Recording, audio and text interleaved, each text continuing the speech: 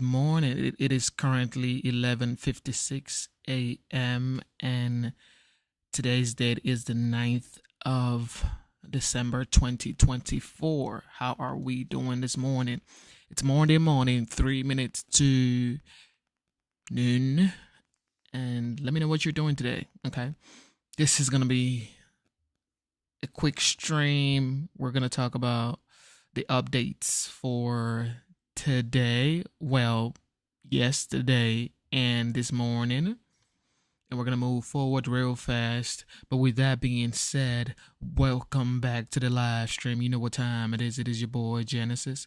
Welcome, welcome, welcome. All right. So, like you see up there, it says Russia says Assad has left Syria as rebels take control. All right. All right. We have pretty much like a couple of updates that we have to talk about this morning before I actually move forward with other news. All right, so shout out to Ellie. Ellie, I see you, buddy. Thank you for tuning in. How is your day going? How is your morning going? Are you at work? Are you getting ready to go to work? Are you getting ready to go to sleep because you worked all day, all night? Let me know. Let me know. Let me know. Let me know in the chat. Let me know in the chat, people. What else? Yes, Danielle Penny is free. Congratulations to Danielle Penny. I'm not gonna say anything about it because I didn't vote for him to be 100% free. I voted for him to pay a fine. So, yeah. Because most people are saying he's a hero. I mean, okay. But if that's what people think is a hero, all right, great. But I didn't vote for him to be found not guilty. All right. I voted for him to be fined a steep amount because if you're trying to de-escalate a situation, that shouldn't warrant taking somebody else's life. You know what I mean? Even though the person you allegedly said the person threatened people, there was no video of him threatening people, but there was video of you putting him in a chokehold. And there were other guys restraining this guy. There were two guys restraining his arm. But according to the report from the people that actually, from the medical professionals that actually examined Jordan Neely, they said the chokehold wasn't the reason he passed away. So, all right, Danielle Penny, congratulations to you and your family. All right, let's go right straight here. News that Donald Trump made this morning in an interview that just came out. He talked to Kristen Welker about the January 6th Select Committee. Of course, you served on the January 6th Select Committee, and he said that they should, quote, go to jail, referring to the members who served on that committee. What is your reaction, and are you worried that Donald Trump will try to put you in jail? No, I have absolutely no worries about this. First off, the executive branch can't go after the legislative branch because we embarrassed him. That's not a sin. That's not against the law. Ultimately, when we talked about him throwing his ketchup and hamburger against the wall, there's nothing illegal about that. And most of the people that testified were actually his Republicans, fellow Republicans that went up and spoke in him. So look, he's all but hurt right now because he was embarrassed. He's not going to come after us, and I'm not worried about it at all. In the least. In his first network TV interview since the election, President-elect Donald Trump says he would like to see many of the people who investigated him sent to jail, including members of the January 6th committee. These people right here, they just know how to twist your words. We're going to play the full interview on right here, the one he did with NBC. We're going to dissect it right here. And then we're going to put to shame what these people are saying. He did say if you did something wrong, you deserve to go to jail. However, he said he's responsible for bringing back the economy, making sure everything is working as it should. Okay? Now, sending people to jail. As a matter of fact, there's way too much to do. Okay, there's way too much to do than to be worrying about people that came after you. This is just my opinion. If he does that, if he goes after people who went after him, he's just wasting his time, because the border is in chaos. The foreign policies are like wildly bad. The economy probably in shambles. So he has to do what he has to do instead of going after people that, try to convict him or whatever. He needs to focus on what he has to do. And Cheney was behind it. And so was Benny Thompson and everybody on that committee. For what they did, honestly, they should go to jail. Are you going to direct your FBI director and your attorney general to send them to jail? No, not at all. I think that they'll have to look at that. Here now to discuss, CNN political commentator, Democratic strategist Maria Cardona, and former spokesman for Republican Governor Doug Burgum's 2024 presidential campaign, Lance Trevor. Lance, let me start with you. Liz Cheney is responding to what Trump had to say. She says these comments are a continuation of Trump's assault on the rule of law. He's also talking about pardoning his supporters involved in the attack on the Capitol. But how should we view these comments from the president-elect? Because I mean, it's no small thing to have an incoming president say that members of Congress should go to jail. I mean, we were just talking about the fall of Assad. I mean, it sounds like something Bashar al-Assad would say, quite frankly. Well, I think you take him at what he said. That Oh, great. Now Trump is Assad. Yo, you can never make this BS up, people. Look at that. Look at the lady in the middle, grimy. Look at it. Look at the. Oh, Lord. Now he's Assad? How do these people live with themselves? Because, I mean, it's no small thing to have an incoming president say that members of Congress should go to jail. I mean, we were just talking about the fall of Assad. I mean, it sounds like something Bashar al-Assad would say, quite frankly. Well, I think you take him at what he said, that he's not going to direct his legal folks in the Justice Department to look into this. I think what you're seeing is somebody who is rightfully frustrated when he's reflecting over what happened over the course of the last 4 years in terms of this idea that our government has been weaponized, particularly against him, the idea that there may be a double standard in our justice system. And I think you see that frustration coming out in him. But I would also look to what he said is, look, will there be... More than frustration. He's talking about people sending members of Congress to jail. I mean, will there be questions? Will there be reviews? That happens with every incoming administration that looks back at what happened in the previous administration. And remember, there's only been one Justice Department that's gone after somebody, and it's this current one after him. But he did try to overthrow an election. He did hide classified documents at Mar-a-Lago, wouldn't give them back. Joe Biden had classified documents in his house. But Lance, I mean, not to borrow a line from ESPN, but come on, man. I mean, seriously. If you're experienced, this is nuts. I mean, we should just say this is like, this is nuts. He said it right there. Look, he said to Kristen, I'm not going to direct my people to go after this. But if there are questions that look back, if you're somebody whose home was raided by this current Justice Department, while the sitting president, whose Justice Department effected that raid, had documents in himself, you could understand. And I think you get outside of Washington, D.C., and you talk to voters, there is real concern about a double standard in our justice system. Here's what there is concern about. There is concern about a president-elect of the United States actually obsessed with his enemies list, as opposed to a to-do list for the American people. And that's exactly here what we go. saw To-do list in by this Kamala interview. Harris. And look, Though that message did not win in the election, I will say. I'm with you, but it was very close. We're still a very What divided was country, close? and the president-elect saying this does not help that division. In fact, I think it makes it worse, because it makes it look like, oh, the Democrats were right. Look at what he is focused on. He's obsessed with this and not obsessed with helping the American people. Shut up. Okay. Okay. Shush. Joe Biden's DOJ went after Donald Trump. They raided Mar-a-Lago, and guess what happened? He still stayed in the fight. He finally won the 47th presidential election. Now he is the 47th president-elect. And he's saying exactly what he thinks in his heart. If you did something wrong, I think you should go to jail. But now they're still using his words against him. This guy who is doing the interview, asking the questions, basically just said that is the same thing with Assad. So now Trump is not more Hitler. He's now Assad. These folks will never disappoint you, people. They never, ever disappoint. This is what I expect from CNN. I mean, what were you expecting from CNN, bro?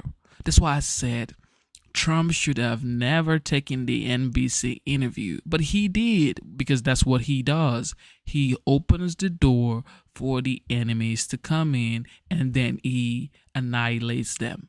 However, it's like you have too much work to do in this next term. This is the last 4 years that you get as president. After these 4 years, the next time you're going to get somebody else, the person may get inspiration from what you've done, the groundwork that you've laid down, but you only get 4 years. So don't be wasting your 4 years or the time that you need to be working with fellow Republicans and other reasonable people. Don't be giving that time to NBC, okay? I don't think they deserve that time. But his name is Trump. He's one of the most influential, probably the most influential figure in the world as of this morning. However, it's like NBC, bro. Come on. You know these people are going to chop it up and dissect it. But here we go. Now his name is not more Hitler. You remember when it was at Madison Square Garden, they said it's the same thing with Nazi Hitler. Now they're saying he's Assad. All right, here we go.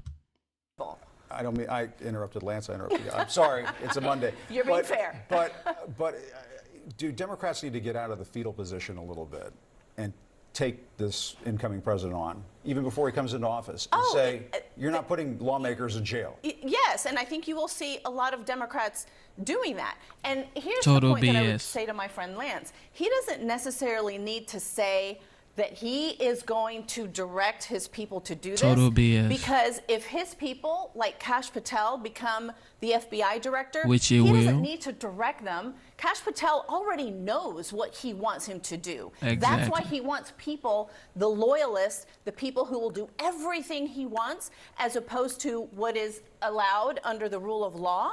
And that's why he's so comfortable saying, oh, I don't need to direct my people, because his people already know that he wants these people in jail. And that's why those nominations are so dangerous. All right, with us now is Congressman Jim Clyburn, a Democrat. I mean, think about it. Somebody come after you.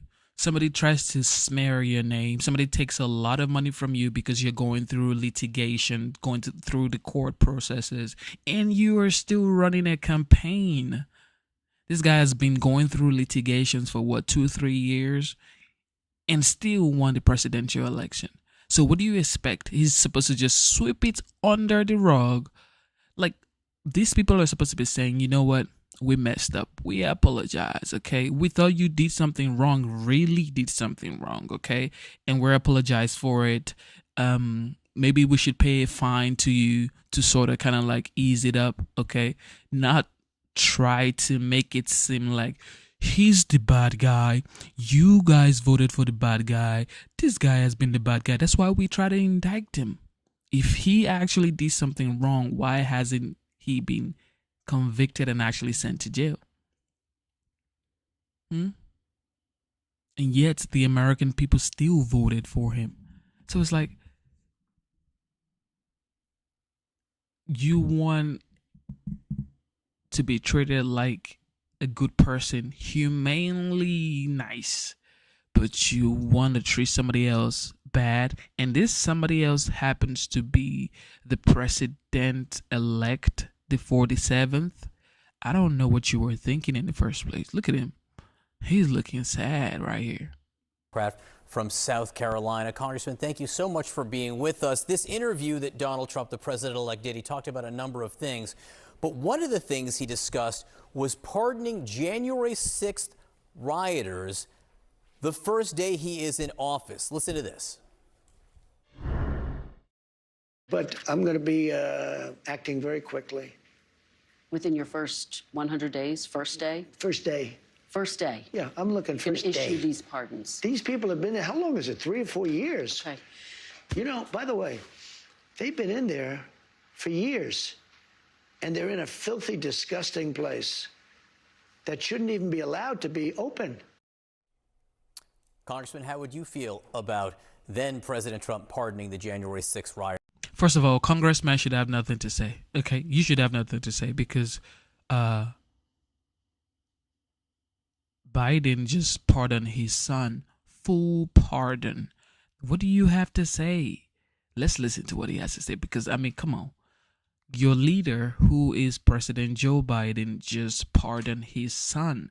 And everybody knew what his son did. And yet, he pardoned his son. So what? Trump isn't supposed to pardon the J6ers? I don't know why people have double standards of the law. Rioters on day one. Well, thank you very much for having me. Here we go.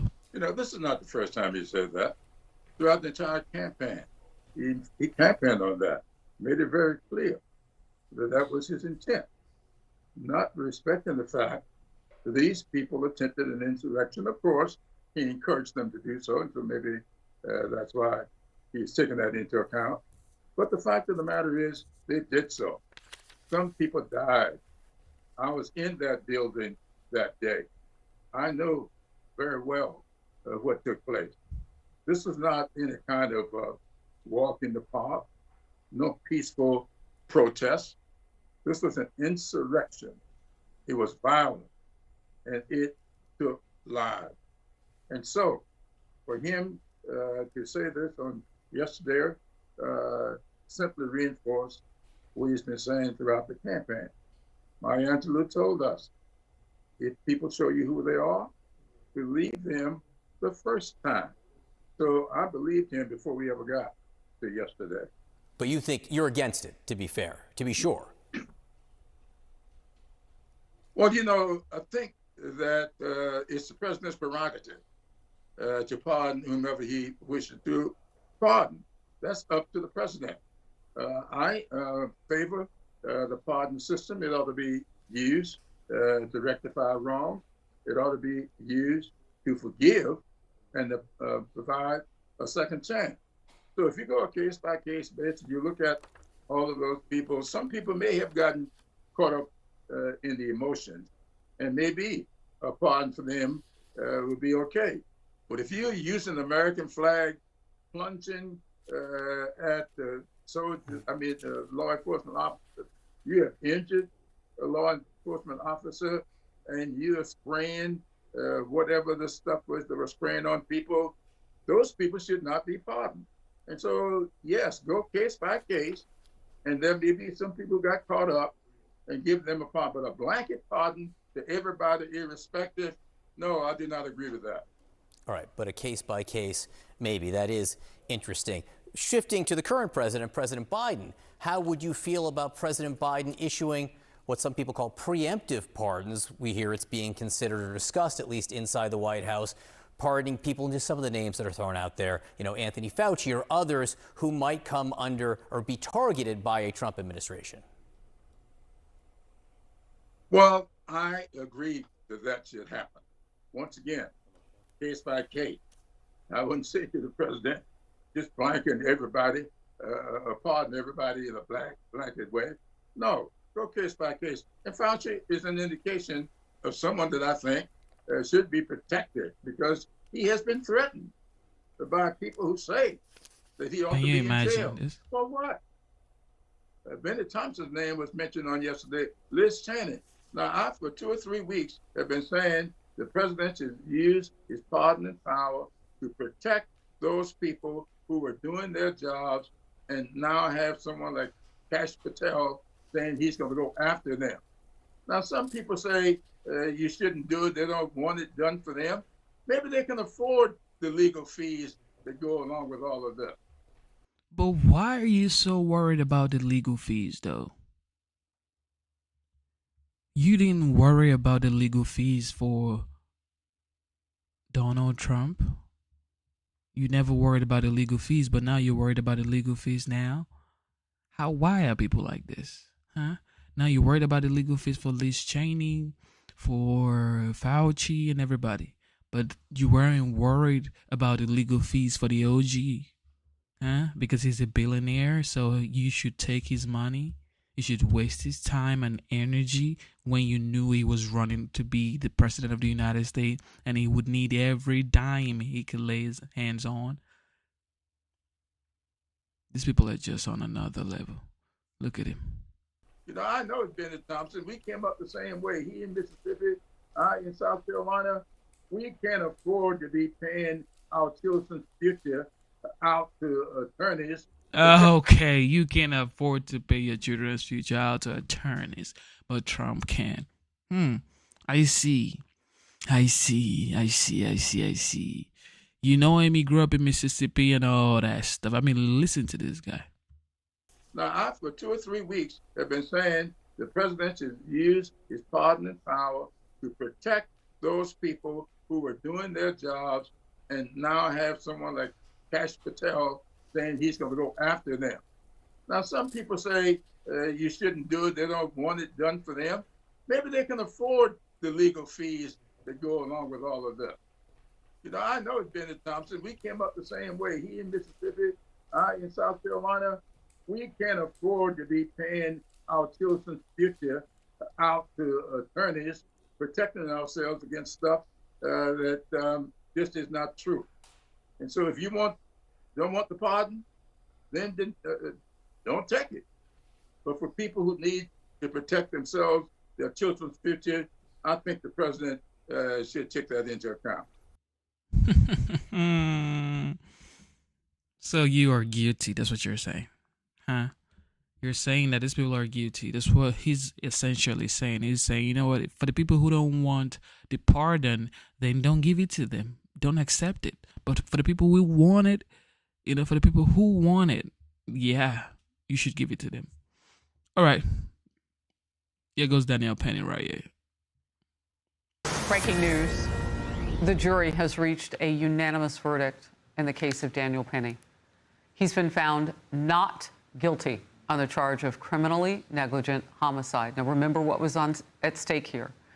The jury could not agree on manslaughter.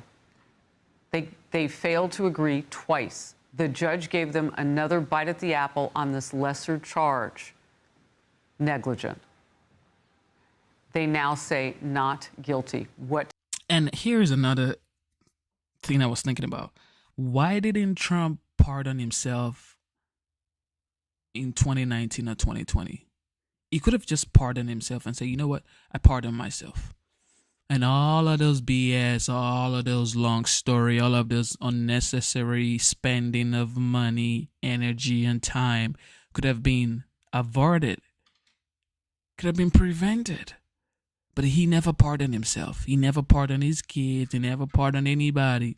He pardoned his daughter's husband's father, Kushner, but he didn't pardon himself. He didn't pardon his kids. He could have just done that. I wonder why he didn't do that.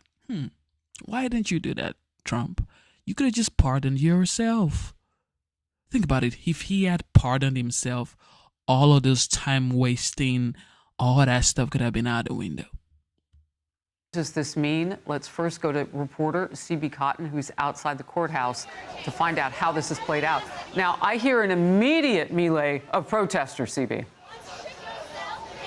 Hi, Harris. That's right. Protesters are pretty upset. There's a large crowd of them out here next to me. You can hear them rattling the police barricades, saying no justice, no peace.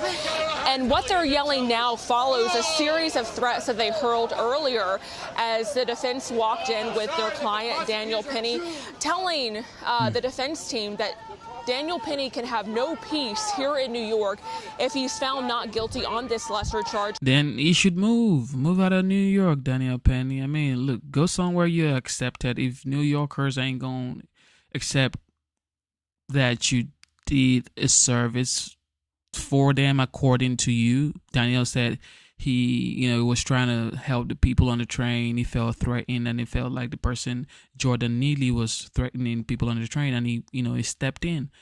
However, I don't buy that. But if that's what he believes, then okay, great. Then go somewhere people, accept you. Because when I saw the picture and I saw the video and I saw there were two other people restraining Jordan Neely as well as Daniel Penny, putting Jordan on a chokehold. Look, I could never say, yeah, let it slide. I can't. I'm sorry. I could never say let it slide for Daniel Penny. The best I could do for Daniel Penny, if I had any say so in this issue, would be you have to pay a fine, bro, because you're saying that you felt threatened, and then you try to help people on the train because this guy was threatening people on the train. But the pictures showed two other guys already restraining this bro too. So Jordan was restrained by two people. You could have just eased your way out of the chokehold and say, I'm going to leave you now, okay? Plus, this man is a homeless man. He's angry. He's hungry. He's probably on drugs. And according to the medical information that they got, they said it wasn't the chokehold that actually ended his life. It was some, I think, fentanyl or something. But the fact is, did that chokehold actually have an effect on whatever triggered his demise? Maybe. However, I think he should have been fined, at least pay a fine for putting another man in a chokehold without being touched. He wasn't touched. Jordan didn't touch him. Okay, Jordan Neely didn't touch him. There was no record that Jordan Neely actually touched Daniel Penny or anybody on the train. He was just verbally threatening people, which there's freedom of speech, right? So if you say there's freedom of speech on this side, but there's no freedom of speech on that side, that to me is like outrageous. But look, the government should have, set up a space where people that are homeless could go to, people that are trying to recover from, drugs can go to, especially in New York. If you've ever been on the subway in New York, people do all sort on the New York. People come in your face and dance in your face and say, what are you gonna do? What you gonna do, bro? In your face. And I'm just there looking like, it's the subway. It ain't your father's car. People could do whatever they want on the subway. But I'm not saying Jordan Neely threatening this person was a good idea, but keep put into account this guy was homeless, on drugs, hungry, definitely angry, but that doesn't mean he should threaten people. However, does that warrant him losing his life? No. And Jordan, Daniel Penny is a Marine veteran. I would still say there are ways for you to de-escalate a situation. There are ways for you to disarm an untrained homeless druggie on the subway than, sending him to heaven or taking his life. Daniel Penny can have no peace here in New York if he's found not guilty on this lesser charge, criminally negligent homicide. And from what I can hear right now, they're repeating those threats. They are very angry.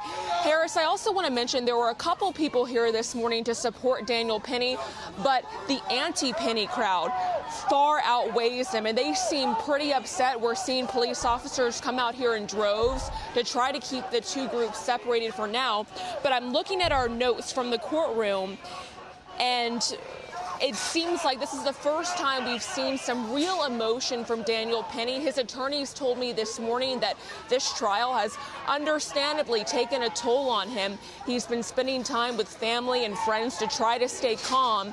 And our courtroom reporter telling me for the first time she sees him visibly smile, now hearing that jurors have decided he is not guilty of criminally negligent homicide.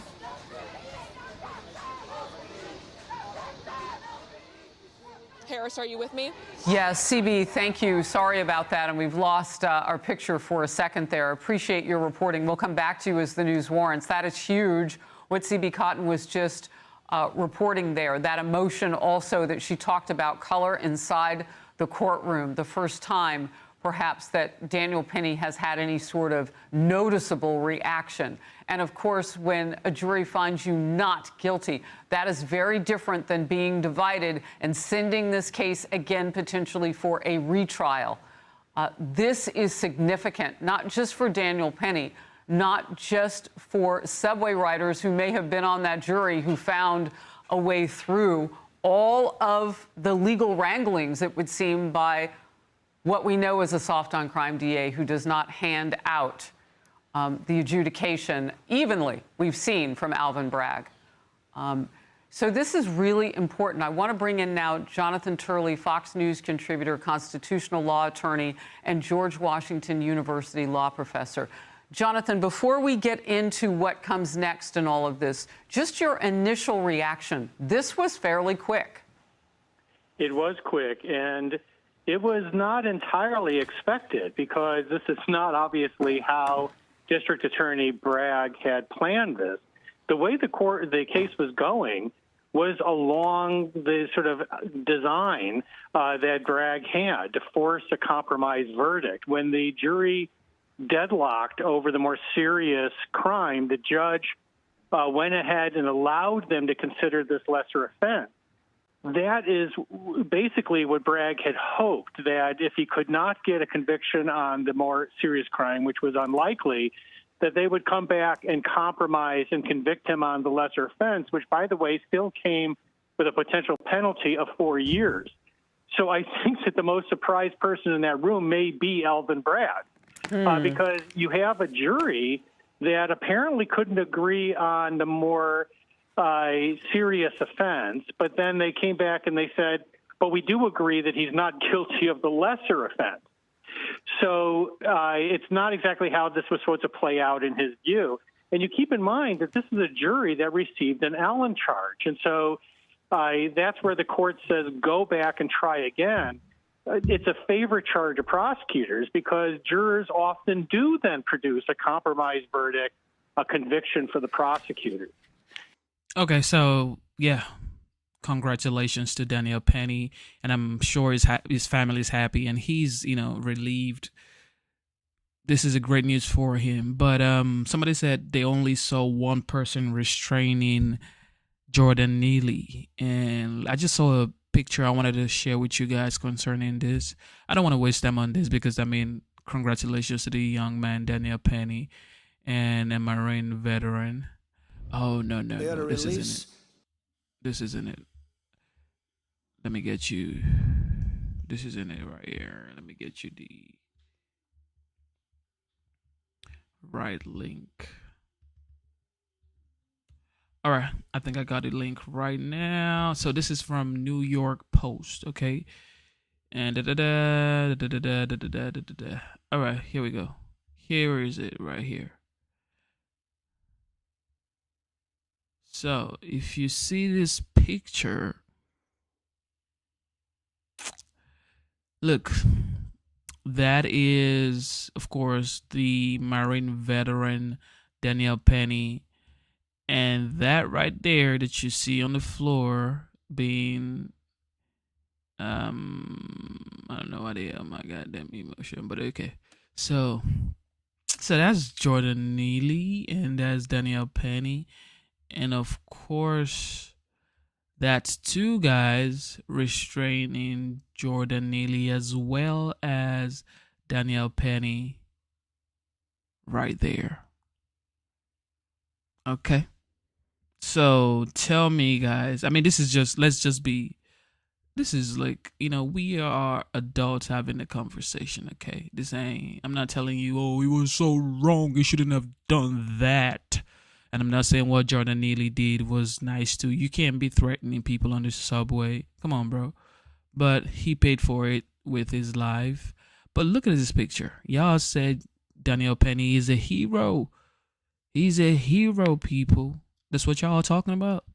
I cannot, in good conscience, say Daniel Penny is a hero. He may be a hero in the Marines. Absolutely. He's a veteran. Thank you for your service. However, in this case, he ain't no hero. No, bro. What is that? Yeah, you ain't no hero in this case, Daniel. But like I said, he's been acquitted and everything is free, is good to go. And his family, I'm sure his family's happy and they can have him back. However, Daniel Penny's, Jordan Neely's family, what are they going to do? Keep on living their lives without their son. But another thing I got to point out is, if this man was labeled as homeless and on drugs and don't have, a place to stay, hungry, angry, whatever, where was his family? Okay. His father is out there complaining and saying he wants to sue Daniel Penny.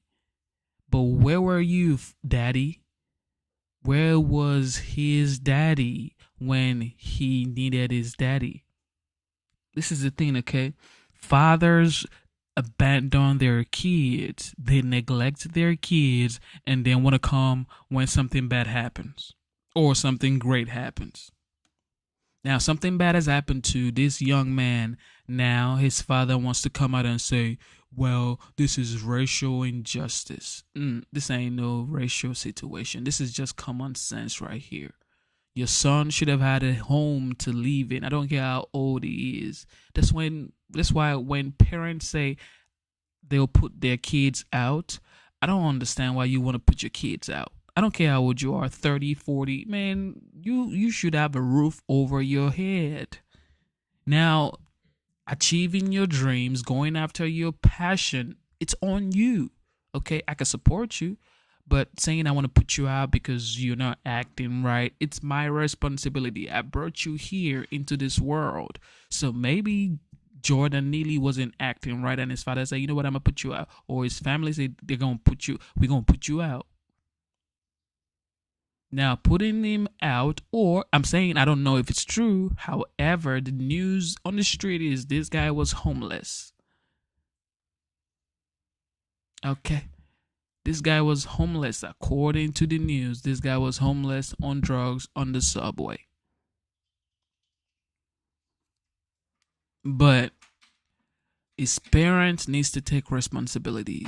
His family has to take some responsibility for what happened to him. Father wasn't around. Now he wants to be around, saying he wants to sue Daniel Penny. You know what I mean? Like, you can't be suing Daniel Penny because you saw. I mean, what Daniel Penny did, I can never say he's a hero. I'm sorry, guys. People are saying he's a hero. Oh, ye hero. No, this ain't no hero. Hero is nobody was there to help and I came to save the day. Look at this picture properly. Does he look like he's the only one saving the day? Can't you see two other guys trying to save the day too? But he was the only one with the knowledge to put another man in a chokehold. Because he's a veteran in the Marine. He's a veteran in the Marine. So he has a skill that the ordinary man would not have. He has the skill to put a man down really quick. He's a veteran. He knows what to do and what not to do. He knows how to end a man real fast because he's trained. He's a trained, seasoned Marine veteran. So, when you people say he's a hero, take a look at this picture. So that means if Daniel Penny is a hero, these other two guys, their name has to be in the news and they need to be called heroes too. Okay? They need to be called heroes too. Daniel Penny cannot be the only person y'all are saying is a hero, and these other two guys are here restraining Jordan Neely, and they get no credit. They get no credit. They get zero. In fact, nobody knows their names. Okay? Nobody knows their names, and y'all call Daniel Penny a hero. He ain't no goddamn hero. He he made a mistake, okay? He never wanted to end this guy's life. He never wanted to do what he actually did, which was putting this guy on a chokehold for way too long. He never wanted that. He never wanted that, okay? He said it. He was scared. He said it. He felt threatened. And I guess adrenaline kicked in and he couldn't control the outcome. Okay? But this is why you have to learn to de-escalate with sense. Okay? De-escalate with sense. Disarm with some sense. Okay? Disarm with some sense. Look,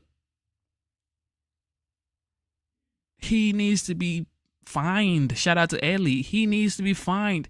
Am I saying Danielle Penny should go to jail? Absolutely not. Because Jordan was threatening people on the train, bro. You can't be threatening people on the train. The same thing goes for Danielle Penny. You can't be putting someone on the chokehold on the train, bro. So you need to be fined. Heavy. Like, I mean, fined for real. Okay? But him going to jail, I don't think he should go to jail. But I do think he should be fined, though. Okay? I think he should be fined. And now, a little background about this guy, Jordan Neely. He was actually a dancer. Okay, for the people who don't know, this guy was actually a dancer. And let me see if I can get that for you. Copy link. Let me see if I could get that for you guys. This guy was actually a dancer. But before I take it out of this picture, you see there were 3 guys, right? So for people saying this guy's a hero, look at the picture properly before I take it off. 2 guys were restraining Jordan Neely. He was on the floor. Obviously can't do nothing. Then the Marine veteran, Danielle Penny, put him on the chokehold right there. He's been there down. And I mean, probably for too long. It could have just released his hands and say, you know what, I'm going to let you go now because 2 guys are restraining your arm, okay? I need you to act with some sense. 5, 4, 3. I'm letting you go, bro. 2, 1. Okay, that's it. I'm out. But no. You had to send him to Jesus. All right. Here we go. All right, so right here, this is Jordan Neely. So Jordan Neely was a dancer. As you see right here, this guy was a dancer. Michael Jackson type situation. See? He used to do Michael Jackson impersonation on the subway. I mean, take a look at this guy. I feel like his family let him down. First of all, I blame his family. I don't even blame Danielle Penny. Danielle Penny did the do, but I blame his family first. His father, to be precise. Okay. I blame his daddy. But look at this guy right here. Look at this guy right here. This is a young man who, just trying to make a living. Look at him on the subway right here. Look at him on the subway. This is a guy who dances on the subway. Probably got frustrated. Got on drugs because he wasn't getting the outcome he felt he would have gotten. You know what I mean? Like, he's a dancer. He dances on the subway.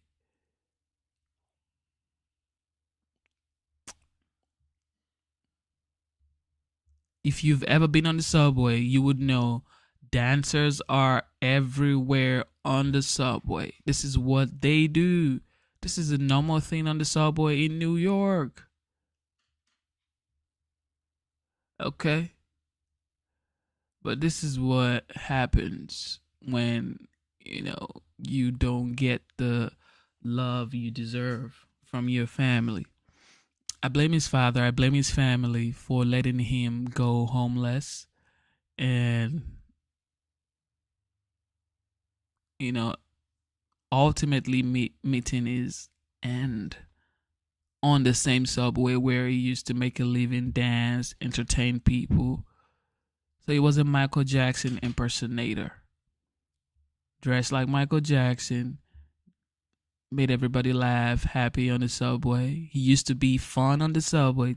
Look at life. This guy used to be fun on the subway. He used to be the entertainment on the subway. He used to be the ones to put a smile on people's faces on the subway. Okay? He used to be the one to make people feel like, oh, my day was going bad, but now I see this dancer, I feel better. My day is going better now. He used to be the one that brought relief to people on the subway. And his life ended on the subway. It's just sad, bro.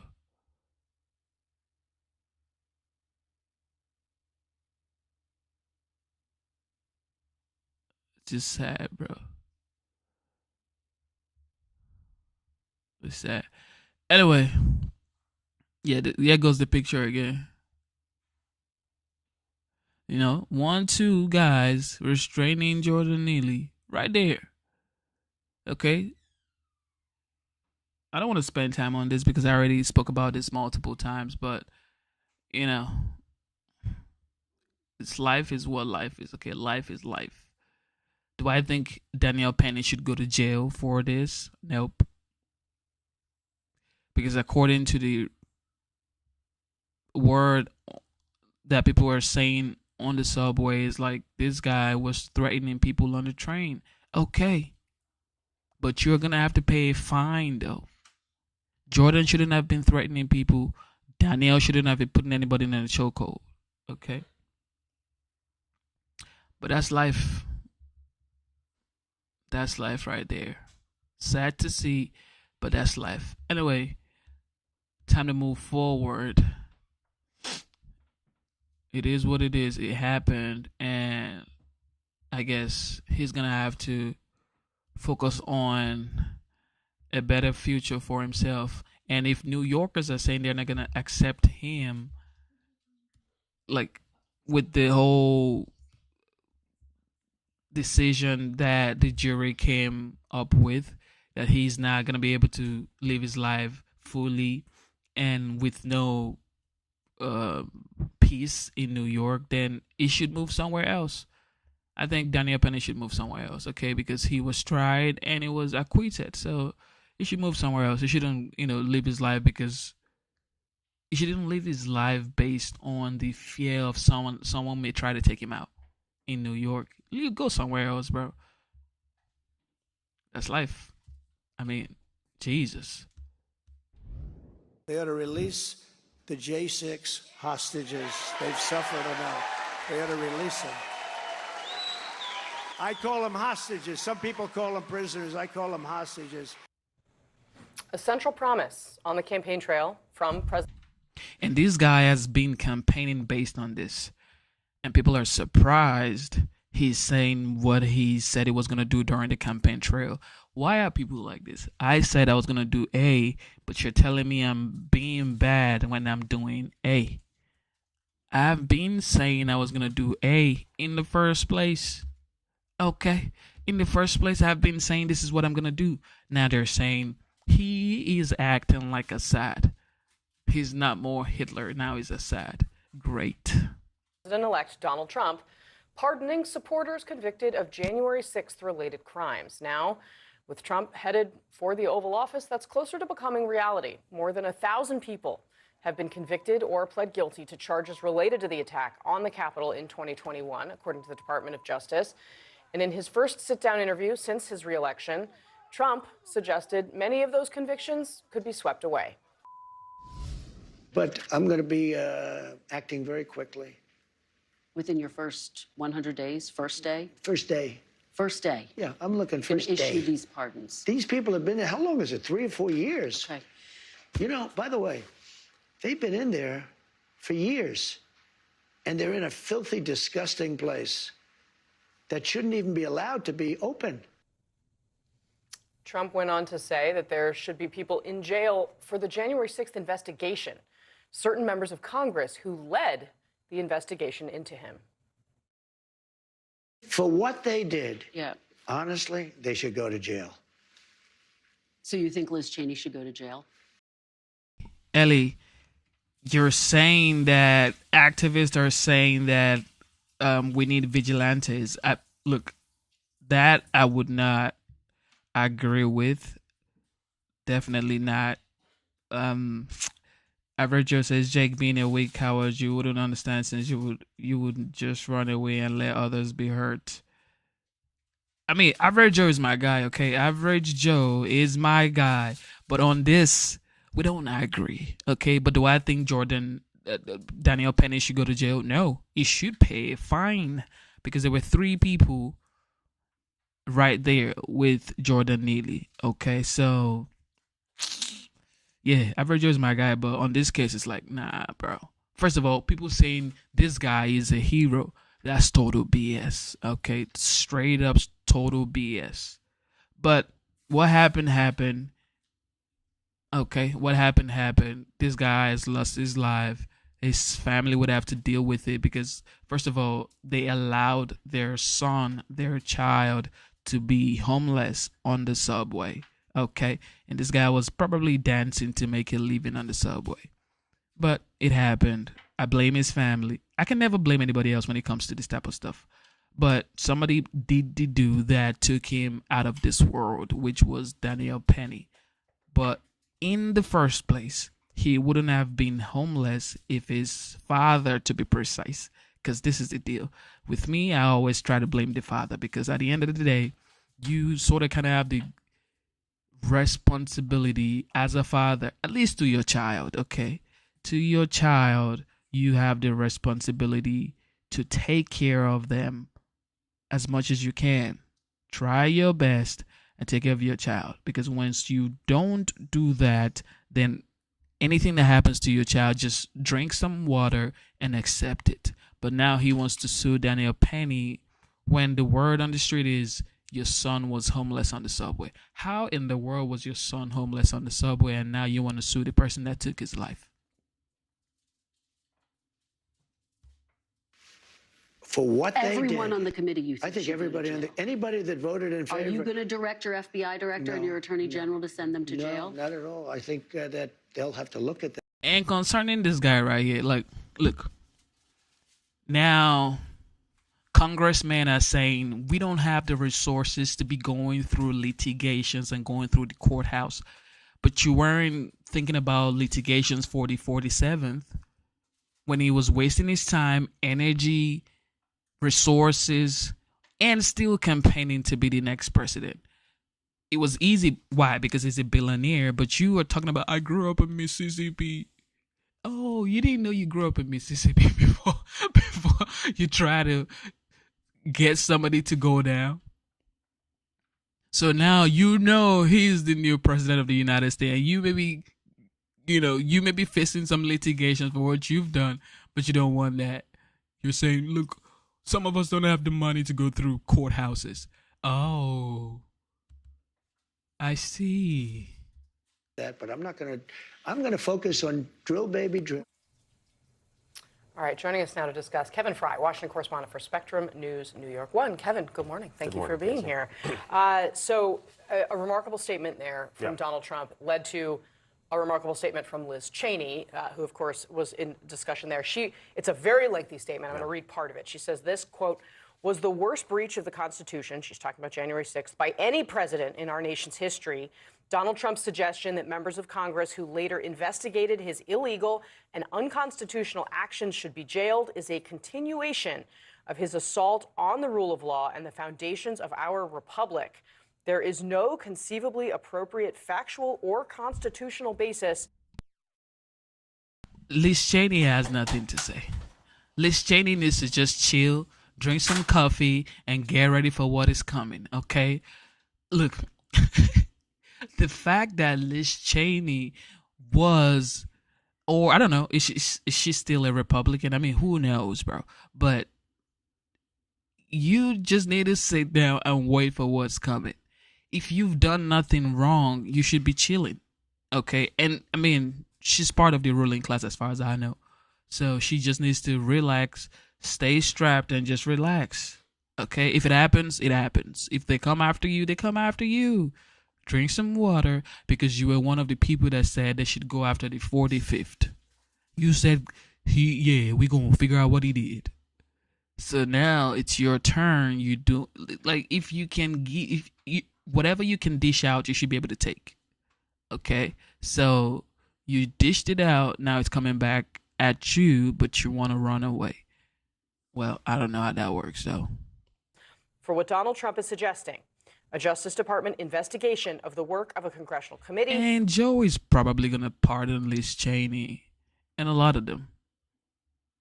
Because if he doesn't, man, she's going to be spending a lot of money going through the courthouses. And any lawyer who attempts to pursue that course would quickly find themselves engaged in sanctionable conduct.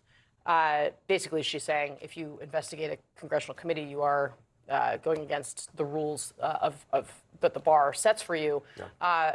What do you see here? And you could see the anger in President-elect Trump's face there around January 6th that perhaps suggests he is actually going to send his Justice Department to do this. Right. I mean, one, we'll point out that this would not be the first time that, to build off of what Liz Cheney said, that a lawyer for Trump would do something that could be sanctionable and get them disbarred in a certain region. But on top of that, I mean, this is kind of like this weird dynamic. And Karen, Trump good morning. always has operated Actually, good afternoon. where he can have a lot of softer tones in different parts of the interview, or try to distance himself with some wordplay about, well, that'll be up to them to look into whether or not they'll be doing it. They'll Shout out to Bree. Bree says Joe thought he couldn't ruin his exit anymore with this move, but he's about to ruin everything for everyone else. Lol. Yeah, she's turned full-fledged Democrat. Yeah, she's probably a Democrat. I mean, there's absolutely nothing wrong in being a Democrat or a Republican, but this is my take, okay? Stay independent, okay? Look at both sides and decide, okay? Stay independent, look at both sides and decide. However, there is no, in my opinion, everybody does something that you don't like. For example, Trump saying he wants to give immunity to law enforcement officers. I think that's total BS. Okay, that's total BS. However, his take on the economy, his take on the border, his take on foreign policies, I rock with that. But immunity for law enforcement officers, it's like, come on, every adult has to take responsibility for what happens to them and what they do. So if a law enforcement officer makes a mistake, he's not even thinking it's a mistake anymore, because in his mind it's like, yo, I get immunity anyway. But now he's sort of kind of saying, maybe we're not gonna give full immunity, we're gonna check it out before we sort of give them immunity. I mean, it is what it is, but I don't agree with that, okay? have to decide. I'm not going to be dictating it to them. But at the same time, this was the one mark where he was very explicit in basically saying they need to be in jail, whereas as opposed to kind of sidestepping some of the issue. Clearly, this is something that is frustrating to him. Clearly, he sees this. Jake says you rock with tariffs. Can you explain why? Look, tariffs are a way to bargain. It's like a negotiations token. You have to be able to negotiate with foreign leaders. It's a way to negotiate. He's been saying he wants to tariff these people to oblivion, but it's not going to happen. You're just going to talk about tariffs. And now he's been talking about tariff. Guess what happened? Justin Trudeau of Canada went over to Mar-a-Lago. Why? Just off of talking about tariff. It's a negotiation token. That's all it is. You use tariffs to negotiate. Now it's talking to Mexico about the border. Guess what he's using to negotiate? Tariffs. Okay? Tariffs. That's what he's doing. You use tariffs to negotiate. You can use tariffs to stop wars. He's done it in 2016 to 2020. You can use tariffs to stop wars because everybody wants to do business with the United States. There is no country on earth that could go without doing business with the United States. It's just facts. Almost 80% of Mexico's export is to the United States. Now, think about the United States saying, you know what, Mexico, we don't want to do business with you for 6 months. You think Mexico is going to be able to survive that when 80% of their export is to the United States? So basically, no trade with the United States. Probably Mexico may go into a recession.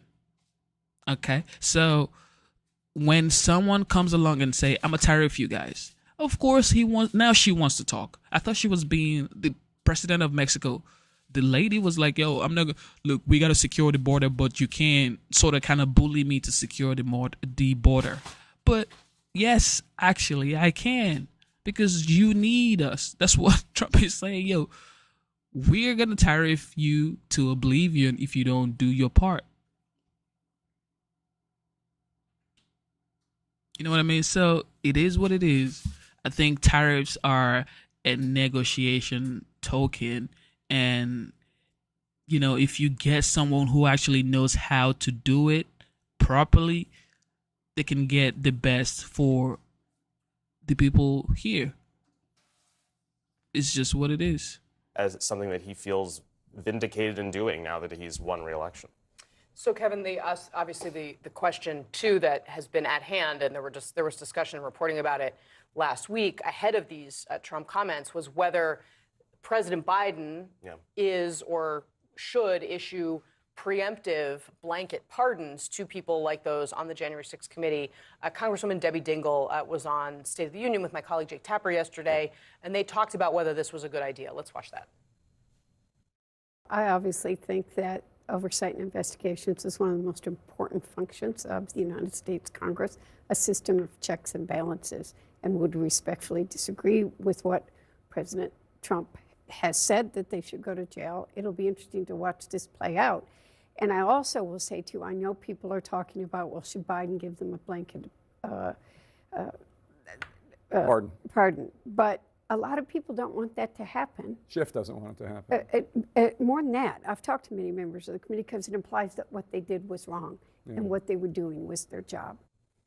So this is the central question, because if you're accepting a pardon, you're in many ways acknowledging guilt that doesn't necessarily exist, or arguably does not exist in this sort of scenario. And this is one of those things where Trump has this incredible ability to float an idea that he certainly has about pardoning himself preemptively or reactively during his own term when he was in power, and talking to his lawyers about it, as he kind of explained in this interview, and then forcing the Democrats, who claim to have the moral high ground in all of this, to then, in response to Trump making all of these threats, suddenly have to look into breaking precedent, forging new territory, and leaving everyone in an uncomfortable position, and then also providing Trump with the groundwork to go ahead and do it himself when he takes office again in a matter of weeks.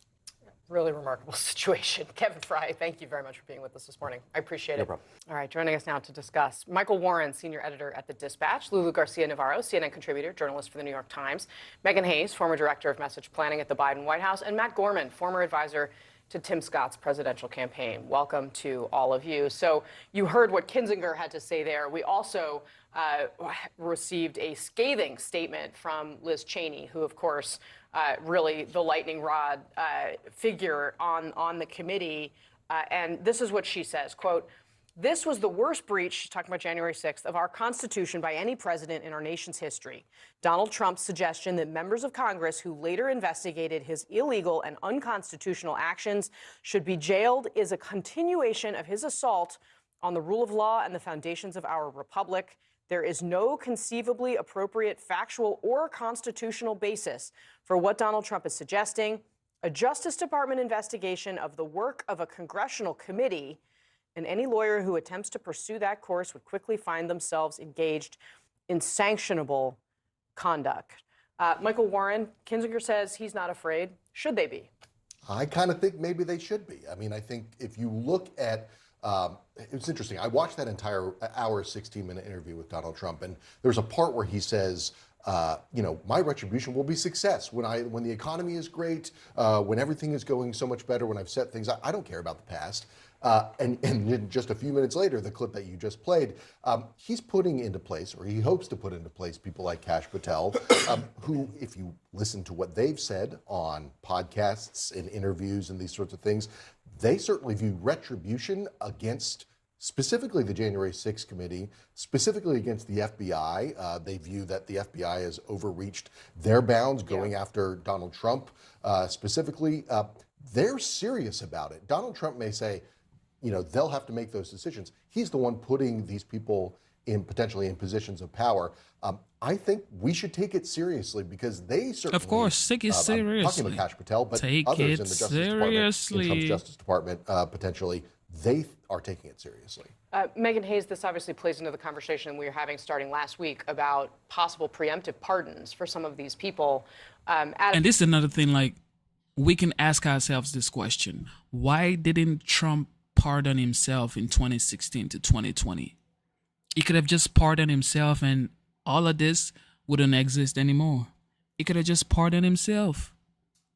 He could have pardoned himself, yo. But he didn't. He didn't even pardon his sons and say, in case anything happens in future, I'm going to pardon y'all. He never pardoned his sons. Himself, he did pardon his daughter's husband's father, Kushner. But he never pardoned himself. And to me, that's balls right there. Adam Schiff has said he doesn't want one. There would, of course, be some sort of implication of guilt if you accept a pardon like this. How do you think Trump's comments are going to impact that debate inside the White House? Look, I think this is why they're having that debate, right? I think that people should be fearful, to your point, of what's going to happen. It's not necessarily that they did anything wrong, but they can go after them. They can charge them with things. That's hundreds of thousands of dollars in legal fees. It's not just about what. Why are you concerned about hundreds of thousands of dollars in legal fees? You weren't thinking about the hundreds of thousands of dollars in legal fees for the 45th, now the 47th president-elect. You never thought about the hundreds of thousands of dollars for legal fees then. Why are you concerned about hundreds of thousands of dollars on legal fees now? That's just not fair. That's you guys are the bad guys, really. This just makes me realize that these people are actually the bad guys. You didn't care about a grandfather, because Trump is actually a grandfather. You didn't care about a grandfather, a father, a husband, a brother. You didn't care about his hundreds of thousands of dollars in legal fees because what? He's a billionaire. He has high rises around the United States. You didn't care about all of that. But you care about your own hundreds of thousands of dollars in legal fees. Man.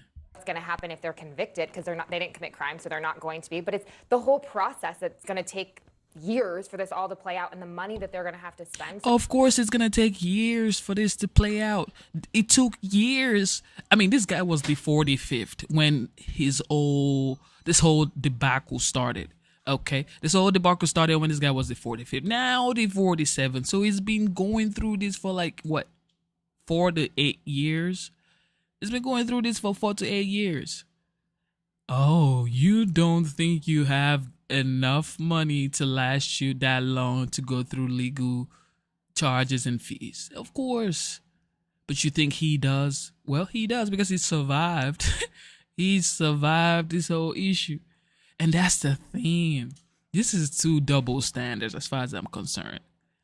Y'all didn't care about this guy spending money. He didn't even spend hundreds of thousands in legal fees. He spent millions of dollars in legal fees. Of course. But now they're saying this may take years to play out. We don't have that much money to be spending on legal fees. But why weren't you thinking like this? 45th. I understand why the Biden White House is doing this. I understand why this is now a conversation, because the president-elect is making comments basically saying he's going to attack these people. Lulu, do you think it would be smart of them to do these preemptive pardons, or would it be wrong? I'm not a believer in the preemptive pardons, because I think what ends up happening is Donald Trump distorts what we consider to be acceptable. And no one has ever done a preemptive pardon before. It would be really pushing the boundaries of what the norms are. He constantly does that. And just in a comment, already they're having this reaction. He hasn't done anything. Kash Patel hasn't been actually put into power yet. And so I do think that Democrats and Republicans who might be targeted probably need to calm down. I agree with Michael that I don't think that this is spurious. It may very well happen. But I think this idea of preemptive pardons and putting Biden in that position, I don't think it's wise. It's definitely not wise for them to be pardoned before anything even happens. That's like admission of guilt, but of course, these people don't care.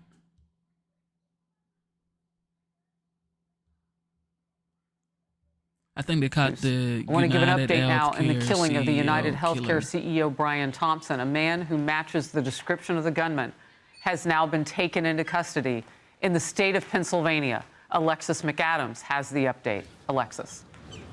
Hey, Harris. Well, we never know exactly how quickly these things are going to move. All morning I've been in Central Park as these dive teams have been doing everything they can to find what I was told was the weapon, because they couldn't track it down. Now investigators and NYPD police sources, Harris, telling Fox News that they believe they found a man who matches that same description of the gunman who killed that CEO in Midtown Manhattan. They found him at a McDonald's in Altoona, Pennsylvania. Okay, that's like a 5-hour drive from where we are right now. We knew that the person of interest had possibly hopped on a bus and fled town. Now we're being told they believe they have that person of interest in Altoona, Pennsylvania. So we kind of talked about this earlier when I checked. But where's the picture, though? Let's see the picture of the person they caught. We have to see who they caught. Is it the same person? With you, person of interest, suspect. They're keeping it at person of interest right now, and they're just saying he matches the description. But not only does he match the description for people watching at home, he also, according to investigative sources who are telling Fox News, he had the weapon they believe was used in this murder in his pocket. So this is what happens, I'm told, from police, and it's still developing. But this person's at this McDonald's in Altoona. We've been putting these pictures out all across the country because it's been a nationwide manhunt. So they've been asking people, do you recognize this man in the photo? We want to talk to him. We think he was linked to this ongoing investigation. Well, somebody, Harris, said that McDonald's in Pennsylvania recognized him, called it into local police, and here we are right now. So if this ends up panning out and they are going to question this guy in Pennsylvania, we could have a huge break in this case. This comes as that CEO is having a private funeral right now in Minneapolis area where he was from. He was just in town for business where he was gunned down. Back out here live, you know, the question is, what's the motive at this time? Could it be linked to his job? Yeah. What what exactly all right, was Alexis, that all about? I want to bring my team in who's with me now so we can kind of work through all of the great reporting that you've just done. A suspected assassin was located, seen, witnesses were able to make a match at a McDonald's in Pennsylvania. And so, Andrew, I come to you first because he'll be extradited back to New Jersey. I don't even know if you call it that, because we basically have like one state down shore, like Jersey Shore. Like as you go far south in Jersey, it is Pennsylvania. So talk to me about what happens next to him. Well, he'll be undoubtedly extradited to New York. We have to make sure it's the right suspect, right? They have pieces right now that suggest that it's him. They're going to bring him back here, and then the prosecution begins, and that's a slow process. We can anticipate an indictment and other pieces along the way. How impressed are you by the fact that we didn't hear much about the DNA on the bicycle, all the places that we know there would be DNA? Even if he had on gloves, he had to sit. Right. He was doing all sorts of things and leaving the backpack behind. No matter how careful you are, you're not perfect as a human being. How impressed are you that none of that really leaked into the public, none of what they were finding? And I know you don't want it to, but sometimes people find things out. Does that make this case against him stronger? Well, I think there's going to be a lot more that we learn about what the police actually had access to that they didn't let us know about. I'm most interested to hear if there's accomplices or other people, either before the fact or after the fact, that are somehow involved. And that could be something that the FBI or the DOJ gets involved in. He may be looking at criminal criminal prosecution both in New York as well as federally if he's committing crimes across state borders. How does Minnesota come into play? That United Healthcare CEO, Brian Thompson, shot in the back, assassinated outside the Hilton Convention Hotel in the middle of Manhattan. And you heard our reporter there, Alexis McAdams, saying that funeral services are getting underway. How does that state play a role? Well, not anything directly. I think that what we have to look at is how the killer was connected potentially to the company. Is this an insider? Is this somebody who had perhaps formerly worked there? Are they connected with people who was feeding him information? So that's the larger scope of what will be looked at. Man, my heart goes to the family of this guy right here, especially if he has kids, and I heard he has 2 kids. I mean, it's just sad to see that they've lost their father, and that's it. That's just it. A lot has happened in 2024. From the moment Cat Williams did the interview, everything has been going wild. Since the Cat Williams interview, everything has been going wild, guys. He said it. Everything is coming to the light this year, 2024. All lies will be exposed. Guess it's coming to an end, guys. This is just the wildest BS ever. I feel for his kids. Feel for his kids. We start with breaking news in the case of the murdered health insurance CEO in New York City last week. Police are now questioning a man in Pennsylvania in connection with the killing of United Healthcare CEO Brian Thompson. CNN's Bryn Gingras and John Miller join me now from New York. Bryn, I'm going to start with you. What do we know? So we know right now, Dana, that there is someone that is being questioned by investigators right now in Altoona, Pennsylvania. This person is 26 years old, according to sources telling John Miller. We've learned that they actually got a tip from someone at a nearby McDonald's in that area who said, hey, this guy looks like the person that's in all those photos that have been circulating. And that's how he was brought in for further questioning. And in doing so, according to sources telling John, that they found a lot of evidence that could point in the right investigation for authorities at this point. They found a gun that resembles the one that was used in the murder last Wednesday. They found a suppressor, which is basically another word for a silencer. It muffles the sound of a gunshot. We know that was also used in the killing on Wednesday. And they found a number of fake IDs with this person. One of those, according to sources, the NYPD does believe was used here in New York City. Now, also, if you remember, we reported that investigators believed their person who was responsible for this killing used a fake ID to check into a hostel in the Upper West Side of Manhattan. So it's possible that is one of those fake IDs. We've also learned from sources that there were some sort of documents that were with this person that is, again, brought in for questioning at this moment. And they're still going through all of those paperwork to figure out exactly what is said in those documents. But again, these are significant developments in this case, in this manhunt that has stretched far past New York City limits. And now we know that someone is in custody. Someone is being questioned with authorities right now in Altoona, Pennsylvania. Okay, and John, let's go to you. You have so much of this excellent reporting. Add to the color and the context and the information that Bryn just started to give us. So, Dana, this starts as a very routine day in a McDonald's in Altoona, Pennsylvania, which has like 3 McDonald's. But an employee there looks at this person and has been seeing on CNN and everywhere else these photos from the NYPD of this masked person with the hood where they're saying, look beyond New York, because we think the person has left the city. And she believes that this person resembles the photos that have been put out. She calls 911, gets the Altoona PD. They respond to the McDonald's. They engage this individual. And as they get him to identify himself and look through things, they find a gun, they find a silencer, they find multiple false IDs. And when they begin to compare those notes with the police in New York, they find out that one of those IDs matches the name Perhaps even the one we're looking at, that he used a fake New Jersey driver's license to check into that hostel in Upper Manhattan. So along with all of that, there are some documents that the police said seem to be relevant to this case. I think we would stop short right now because we don't have enough information of calling that a manifesto, but we are told by investigators they believe he's carrying documents that may relate to motive. Okay, I understand you're saying stop short now with regard to those documents because obviously this is an ongoing investigation, as your former ilk used to say, John Miller.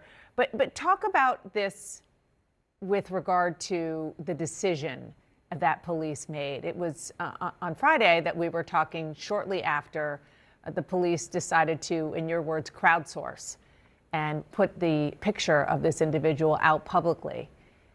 We don't know yet if this is the guy, but if it is, that tactic was the game changer. Well, it was. And I mean, it hangs on a couple of things. One, finally being able, after this massive video canvas, using so many detectives, to find that single moment, and you're looking at it right now, that single moment where he dropped the mask, he still had the hood on, and you could see that face and $1 million smile as he was talking to that hotel clerk at the hostel and asking people, if you know this person, if you see this face, no matter where you are in the country, we're looking for that call. So that worked today. And John, with regard to the documents and the motive, is there anything else that your sources are leaning into? We know that, first of all, the bullet casing, which you talked about again last week, with some etchings on them suggesting the idea that this could be related to the United CEO's job and the idea that it is health insurance, which is not exactly a popular industry right now. And then, of course, what happened over the weekend with the backpack that was found in Central Park and Monopoly money inside. So the bullets had the writing on them: deny, delay, depose. Theoretically, these are the 3 Ds that critics use against the insurance industry when they say they're trying to slow down payments on claims and fight those with members of their customer base. So that's one, the monopoly money, perhaps a sign of greed. But when you look at what does this mean today, they have a person in custody. They're questioning that person.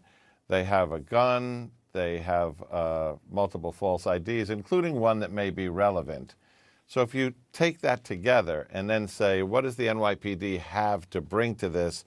They have DNA recovered from a water bottle that the suspect bought in a Starbucks and a power bar that they recovered parts of or the wrappers of, and a phone where they have a viable fingerprint. So that's a lot of forensic evidence that they can run against the fingerprints of the individual in custody, the DNA that they will get a search warrant to get from him if he doesn't give it voluntarily. And if in fact he's carrying documents that relate to this, a weapon that may be matched ballistically to the things that were recovered at the scene, including the shell casings and the bullets, this could come together very quickly, fairly quickly, and very solidly in terms of evidence. I don't want to lose sight of the most important thing that you're reporting was found on this person, which is a gun. I mean, that's right. Could be the and I mean, we talk about the smoking gun. If this gun is ballistically matched to this crime, then the rest of the evidence, will surround that. But that's going to be something that they can determine within a high degree of certainty in a relatively short time. And I mean, one thing we're not mentioning here is there's a citizen involved here who had the care to look at those photos, to look at that individual, to probably compare them right there. I mean, imagine someone looking at their phone, looking at that customer, and making that call, which also means that if our reporting is correct, that it's a McDonald's employee, they are eligible for this $50,000 reward from the FBI and 10,000 from the NYPD. Quite a story, absolutely, if this just does pan out to be the actual alleged suspect. Don't go anywhere, John. Stay close. I want to bring now into the conversation senior law enforcement analyst Charles Ramsey and retired FBI agent Dan Bruner. Commissioner Ramsey, let me just start with you. What are your thoughts on all of this information that we've gotten so far, and what does it tell you? Well, this could be very significant. There's no question about that. And I agree with everything that John said earlier. A couple things. Number one, the fact that the photograph was put out across the country, and even though the person's face was partially concealed, it was still enough there for people to kind of get a sense or a feel for what this individual might look like. And kudos to that employee at McDonald's who looked at this individual and then called 911. You know, normally we don't think we're going to be the ones to solve anything as a private citizen. If you see something, you say, it's probably not the person. But this individual acted, and it may turn out to be the absolute right thing to do. The other thing is the recovery of a gun. Now we have forensic evidence from the scene. We have shell casings, we have DNA, we have fingerprints. All these things, if they match up, then this is the person who's responsible that's going to be charged with this particular crime. So there's still a lot of work that has to take place, but this is a significant development, no question about it, and we'll see how it plays out. Chief Ramsey, thank you for that. Dan Brunner, what are your thoughts? I agree with Chief Ramsey and with John. One of the most important things in this investigation definitely was putting the photograph and the information out there, because you're multiplying the number of people that are looking for this individual. Clearly was on the run. He had a step or two ahead on NYPD, and they were behind him, gathering all the evidence. But the crucial part was getting him, getting some eyes on him. And the McDonald's employee should absolutely be applauded that they made the phone call, even if they had the suspicion that an individual matched the description of the suspect.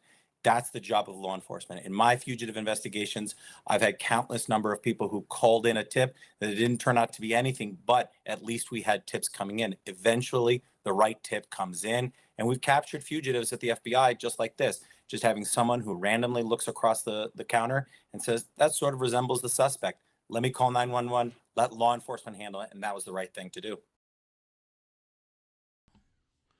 That was the right thing to do anyway. But a lot of people are not getting the kind of sympathy that they thought they would get concerning this United Healthcare CEO guy. The media the media obviously sympathizes with his family, but on social media, it's a different level entirely. And it's just weird. Anyway, let's see what CNN has to say concerning Daniel Penny.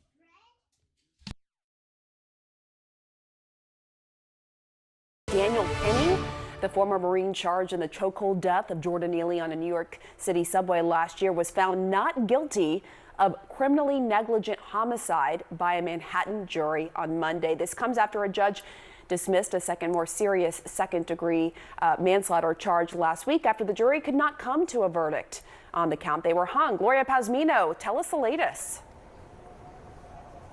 Well, we are getting a live reaction right from inside that courtroom. My colleague Lauren Del Valle has been sitting there as the verdict was read. Not guilty. Visible smiles from Daniel Penny, who has just been acquitted on that second charge, the criminally negligent homicide.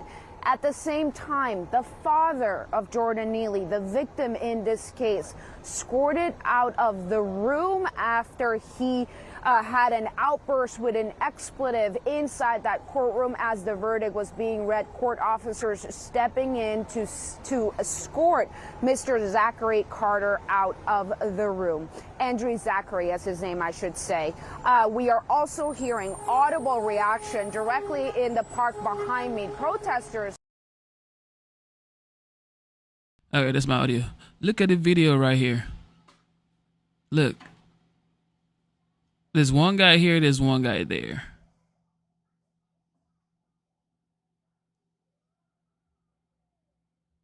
escort Mr. Zachary Carter out of the room. And Daniel Andrew Penny Zachary, never that's let his name, I loose. should say. That's we sad. are also hearing Two guys. One was there directly holding. in The other one was behind trying me. to like, hey, what's going on Protesters have right been here? here all morning.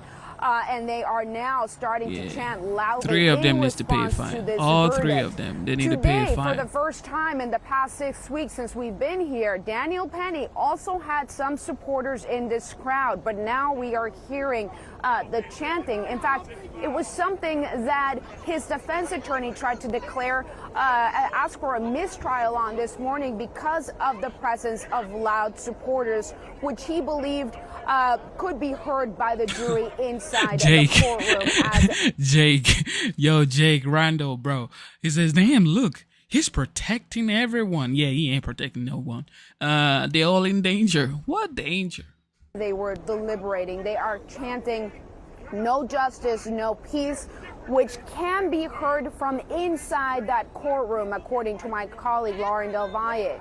So for now, 6 weeks after the fact, Daniel Penny acquitted on the second charge, criminally negligent homicide. Days after this jury initially told this judge that they were hung on the top charge, the manslaughter and the second-degree charge, the most serious of the two.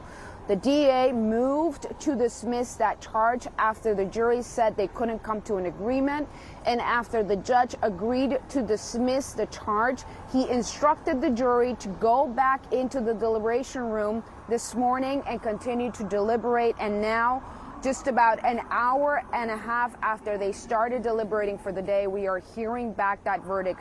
Daniel Penny not guilty of the criminally negligent homicide charge, nearly a year after he placed Jordan Neely, a homeless street artist, in a fatal chokehold in a New York City subway. Yeah, I mean, I have to say it's worth just reemphasizing the fact that this was a hung jury on the most serious charge, the second-degree manslaughter, and that was dismissed last week. And the jury of 12, coming out today and acquitting him of the lesser charge of criminally negligent homicide. Have we heard from Daniel Penny's team?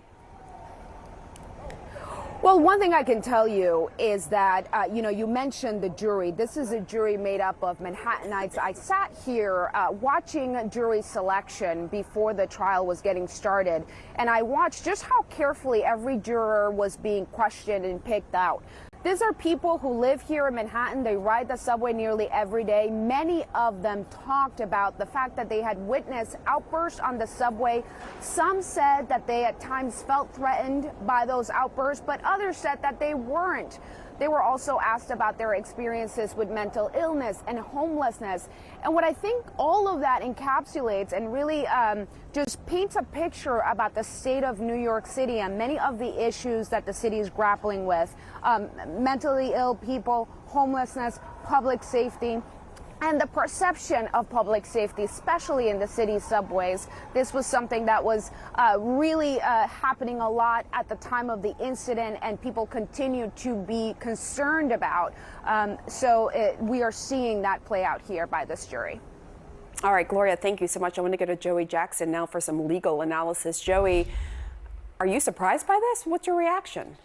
Yeah, Pamela, I'm not surprised by it. Certainly, we saw just last week that they were hung up on the reckless charge. That was the manslaughter charge that carried the 15 years. And I think that there were concerns as to why they were hung up. I think when you look at this, what does it tell us? First of all, we have to look at what criminally negligent homicide means. It means that the jury would conclude that he was negligent. That is, that he failed to perceive the risk that his activities could cause the death of Jordan Neely. However, I think that there are two issues that you look at that are critical. Number one, was it self-defense? Certainly, that's what the defense argued, that he, that is Jordan Neely, represented an immediate threat, and as a result of representing that immediate threat of death or serious physical injury, that restraining him in the way that he did was reasonable and appropriate. And so that was the one issue. I think the second issue was the dealing with the causation. I mean, look at this video, guys. This wasn't like, you guys, I get it. You know, he's a veteran. He was in the Marines. You know, total respect to Daniel Penny for serving the country. I can never disrespect him. You know what? I respect him for serving in the Marines and being a veteran. But in this case, he is not a hero in this case, guys. Look, like the way he was talking about it, you would have thought like everybody was like, there's a man on the train. Everybody get down now. Nope, it wasn't that. Look at people right there. Everybody was like, look, you can even tell people were trying to like, you know what, chill out a little bit. You can tell. Look at the guy right there. It's like, man, you may want to chill out a little bit, Penny. Look at what is causation? I mean, look. Yeah, everybody right there needs to pay a fine, as far as I'm concerned. Everybody right there needs to pay a fine. Appropriate. Look. And so that was the one issue. I think the second issue was the dealing See with the way he causation. grabbed his arm. What is causation? Oh, mean? yeah, you paying It means that the prosecution had to minimum. establish that the one he that grabbed his caused, arm that is right now the need to defendant pay in this case, $50K Mr. Perry, minimum. the What are death you of doing? What Jordan is Neely. this? Oh man, this is hurtful. This is hurtful, guys. This is so hurtful to even watch. All of these guys needs to pay a fine. Daniel Penny needs to pay the highest fine, but those two guys, look at the way he grabbed his arm. This guy was already on the floor. The one issue. I think the second issue was the dealing with causation. What does causation mean? Oh, hell It means that no. the prosecution had to establish that he caused, that is the defendant in this case, Mr. Perry, the death of Jordan Neely. And there was really dispute on the medical evidence. On the one hand, Why are you had grabbing his arm like that? And why is Daniel Penny the only person on trial? What about these two guys right here? Look at his arm. He probably almost broke his arm. Like, wow.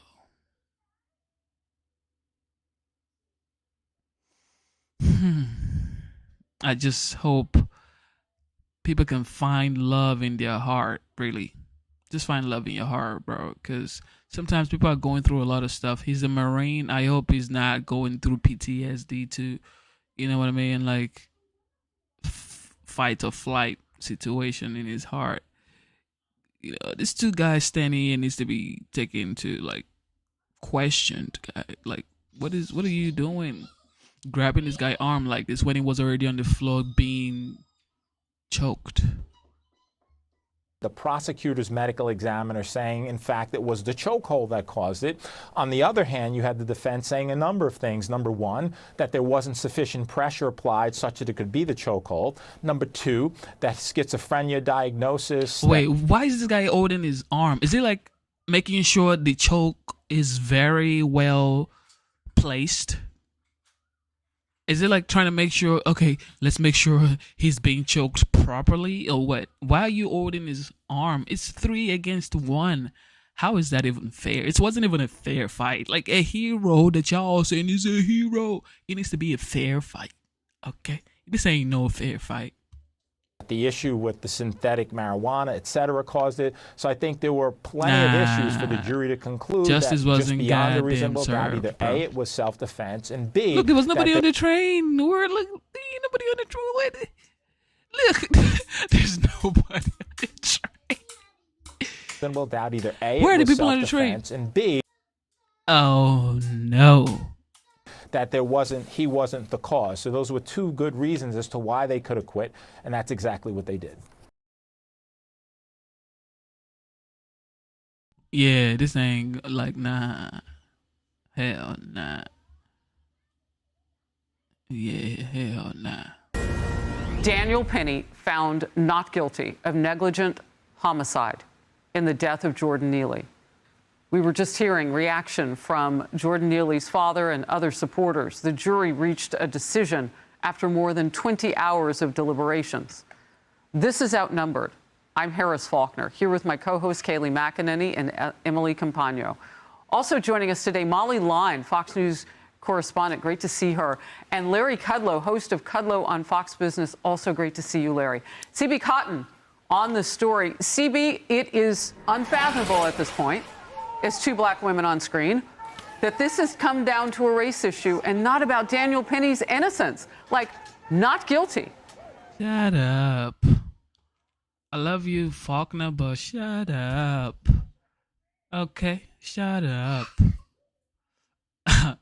Like, what are you doing? Daniel Penny's innocence. Did you see the video? Did you see the video, huh? Come on, man. At least let him pay a fine, okay? Well, I can tell you, Harris, the protesters who are here outside the courthouse are very, very upset right now. They're chanting no justice, no peace. And we actually just heard in a press conference from several of Jordan Neely's family members, Jordan Neely's father, Andrew Zachary, saying he misses his son and he believes there is a two-tiered system of justice. But I also want to talk about the moments in the courtroom when we heard this not guilty verdict. For the first time, we saw some emotion from Daniel Penny when he learned his fate. He smiled in that courtroom. His defense attorney started clapping, and this was obviously a very joyous moment for the defense. But for Neely supporters, there was anger. When the defense attorney started clapping, Jordan Neely's father said, quote, "Are you trying to get effing killed?" An activist in the courtroom also started making loud threats, one of them saying, quote, "It's a racist effing country." So tensions are particularly high here at the courthouse. Jurors this morning, they went back to deliberate for a little more than an hour. Before they went back to the deliberations room, I want to paraphrase what the judge told jurors.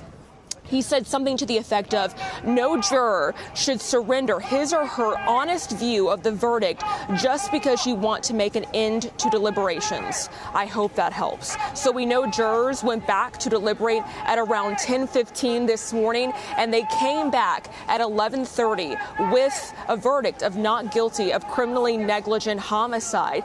This all comes, though, after jurors last Friday were deadlocked twice on the higher charge of second-degree manslaughter. After they came back the first time deadlocked, the judge read an Allen charge and sent them back to deliberate. Then they came back in the afternoon, deadlocked again. And at that point, the prosecution made a request for that higher charge to be thrown out. The defense objected to it and called for a mistrial. Defense attorney Thomas Kniff said he thought it'd be coercive for jurors to continue deliberations. Nonetheless, defense attorneys told me they were trying to stay level-headed about today, hoping that this decision would come. And now we know, of course, jurors have found Daniel Penny not guilty of criminally negligent homicide. And I want to share this from our Fox legal researchers about that top charge, second-degree manslaughter, which again was thrown out. I've learned that if DA Bragg does try to bring another prosecution on the grounds of... And the DA Bragg, he's already been... he's already effed up before with Trump. Okay, so now it's like nobody thinks he has any credibility. Because I do see credibility in this case, but with what he brought against Trump and all that stuff, now people are like, man, look, this is the left. Because, of course, it's a DA that tried to get Trump. He campaigned because he said, I'm going to get Trump if you let me win. And now it's the person bringing the indictment on Penny. So, of course, this is why you need to be reasonable. So when it's time to actually do things that matters to the society, to the people, then people can actually see you, that you are a true person that actually upholds the law. But when you ran on the basis of getting Trump and then you win and then you go after Trump, and now this is a family that actually needs you to do your job, but people are going to look at you like you're not capable of doing your job because you're just a leftist. You know what I mean? Because this right here, I think Daniel should pay a fine. I can never change my mind when it comes to this because, first of all, he is not a hero. He is a Marine veteran hero. But on that train, he was not a hero. Of second-degree manslaughter, it may be considered double jeopardy, so he may not even be able to do it. But for now, a tense courthouse here as both sides remain divided. CB, I appreciate all of that. Thank you. I do want to ask you the size of the crowd out there and if it is looking decidedly different than it did earlier. It was a pretty big number of protesters. What does it describe it to us now? I would say there are about 24 protesters here in support of Jordan Neely. This morning we had about 5 protesters in support of Daniel Penny. We saw a small clash. Police quickly moved in, and the supporters here for Neely are still here. They've calmed down a bit, but we are expecting things to possibly pick back up. Have you seen any movement of the city's mayor, Eric Adams, or DA Alvin Bragg coming out to sort of deal with potential animus in this situation? That's not the word I'm looking for. Inciting. Now he's a star. Daniel Penny is a star. Netflix is probably going to give him a deal, make a movie out of this whole situation. Yeah. He's probably going to get a big fat check for what happened on the subway. Okay. And same thing goes for the Jordan Neely's family. They're probably going to get another fat check for what happened on the subway, and whoever gets the check first wins, okay? So people are going to go after Jordan Neely's family and say, come tell your story. And people are going to come after Daniel Penny, come tell your story. So, look, at this point, the deed has been done. I think Penny should pay a fine. But also, they need to get paid too. Is what I'm looking for here. We have not seen New York City Mayor Eric Adams today, and we have not seen Manhattan DA Alvin Bragg. We do know that Bragg sat in for one day of the trial. To my memory, that's the only time he was here one day of the trial. But protesters here are now blaming New York City Mayor Eric Adams for this verdict. So there's a lot more to watch for this case. And why do they blame him specifically? Are they saying? I think they're not saying specifically why they're upset at him. I think perhaps they're upset by some of his recent statements where he said that a jury of Daniel Penny's peers will decide Daniel Penny's fate. And that's what has happened here at the courthouse. These were everyday New Yorkers on that. This is the deal. He went to court. He was acquitted by a jury of his peers. They found him not guilty. Fine, let the man live his life. Let Daniel go home to his family, live his life. If New Yorkers are saying they don't want him in their city, look, there are 50 states in the United States. Daniel Penny can move with his family anywhere. There are a lot of people who would donate to Daniel Penny's life right now to get him moved from New York to somewhere like Florida or to somewhere like Virginia or whatever. Like, a lot of people will want him to move to their city because they say he's a hero. So if he says my life is being threatened in New York, I need you guys to support me, a lot of people are going to support this guy. Okay, especially him being in the news on CNN, Fox. Do you know how many millions of people have heard about this news and are willing to support Daniel Penny? Same thing goes for Jordan Neely. A lot of people are willing to support Jordan Neely's family too to get justice and maybe appeal this case to Supreme Court. Look, it is what it is, okay? But the fact that a jury of his peers have acquitted him, it's only right for us to respect that decision and say, it is what it is. You've been acquitted. You're a free man. Do what you got to do.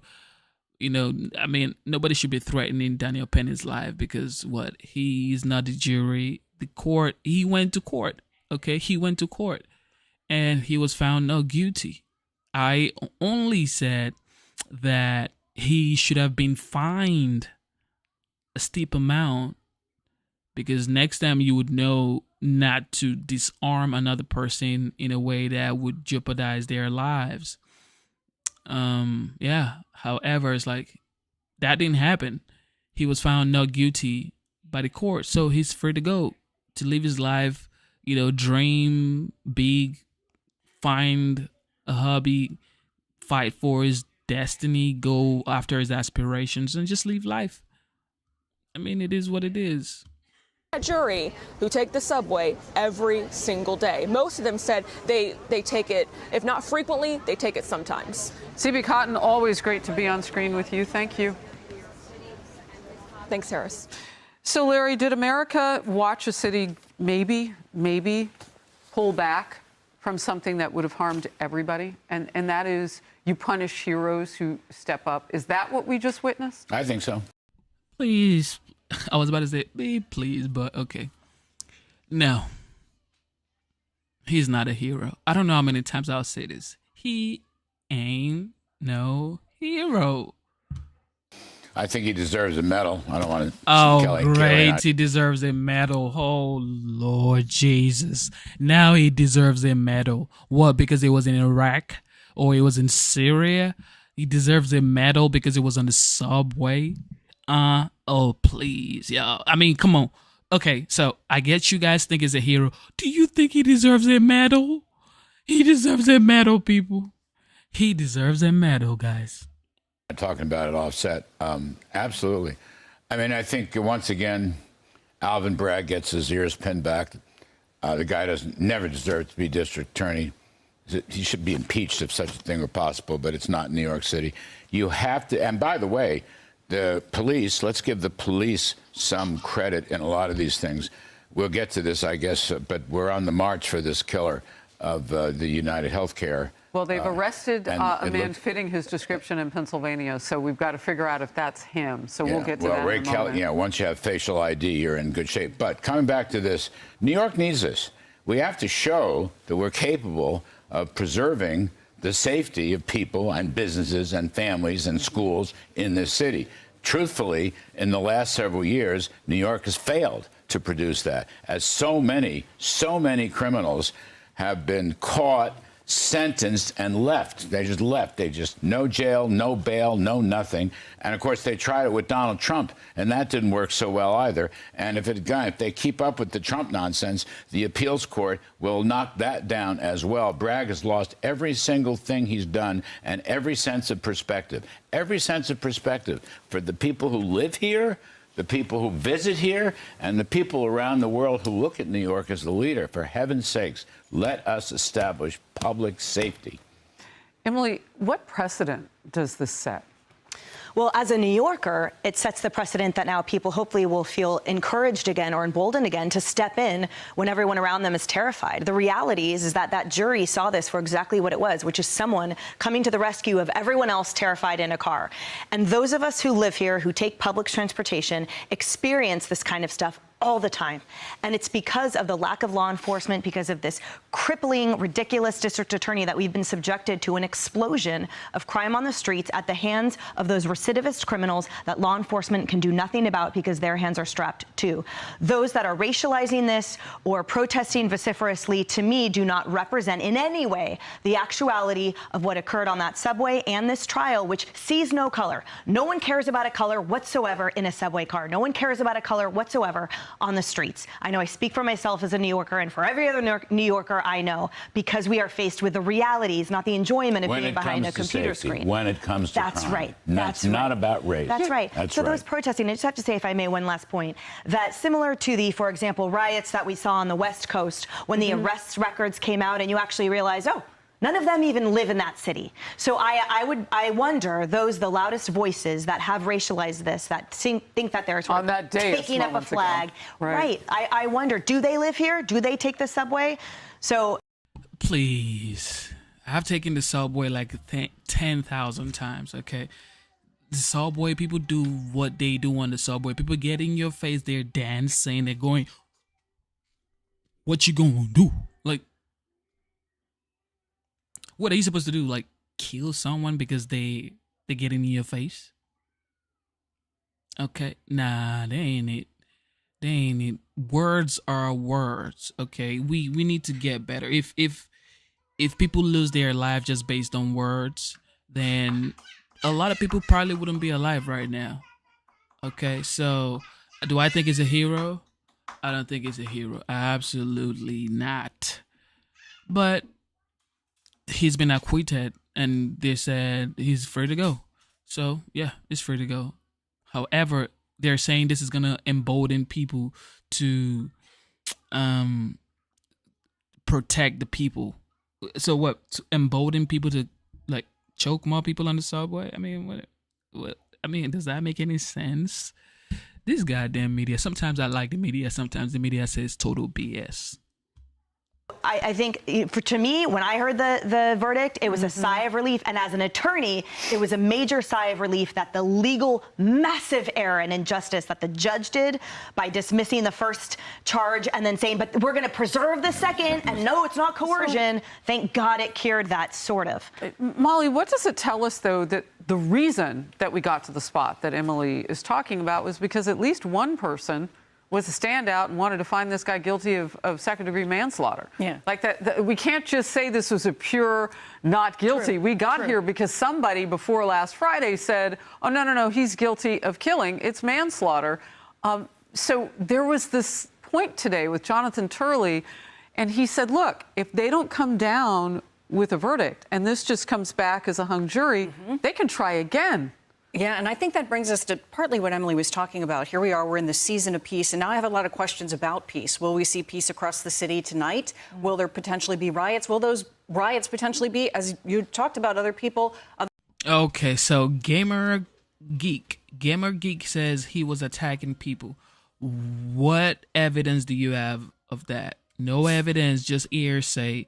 No evidence, just hearsay. No evidence, absolutely no evidence of him attacking anybody. And you saw the video, you saw the pictures. There was nobody going like biting their teeth and say, oh, we're scared. The definition of a hero is everybody in there is a weakling and you came to save the day. Nobody there was a weakling. There were two other guys restraining this dog right here. So you see what I mean? Like, you could call him whatever you want to call him. You could say he's a hero. It is what it is. That's your opinion. But he's not a hero, first of all. He definitely doesn't deserve a Medal of Honor. He's a Marine veteran. Thank you for your service. But not a hero on the subway. There are actors that look at this as a cause that can be put on as theater all across the country. The other question I have about if this offers some sanity, some hope for people that are riding the subway, will people feel brave enough to step in? Will that help to make the city more peaceful? And I wonder about Daniel Penny and his peace for the rest of his life. You know, he's a young former Marine who stepped up in one moment, and now his face is out there for the rest of his life. And while there are many people that believe that he is at the height of heroism, there are all these others, some actors that we may see in the city tonight or in other places across the nation. So this is something he'll be dealing with for the rest of his life. So, Kaylee, I am curious. I've not lived in the city before, but I have watched the crime explode, as Emily was describing, from across the Hudson River. I wonder, though, what this means for the rest of the country, because crime happens everywhere. So it's not just about being locked underground in a subway car with a bunch of people and a man who's threatening to harm others, and someone will die today, is what Jordan Neely said in that subway car. But it's everybody who might have a hero among them who wants to come forth. This changes, I think, the conversation. You're exactly right. I predict we are going to see a national chilling effect on Good Samaritans across the country, just like we saw the Ferguson effect, a national chilling of policing across the country in the wake of what happened to Darren Wilson. So despite winning, this is not a victory. A victory would be a DA never bringing this. A victory would have been a judge dismissing this. This did not happen. It's great news. It's not a victory. But what happened today was as important as what happened on November 5th of this year.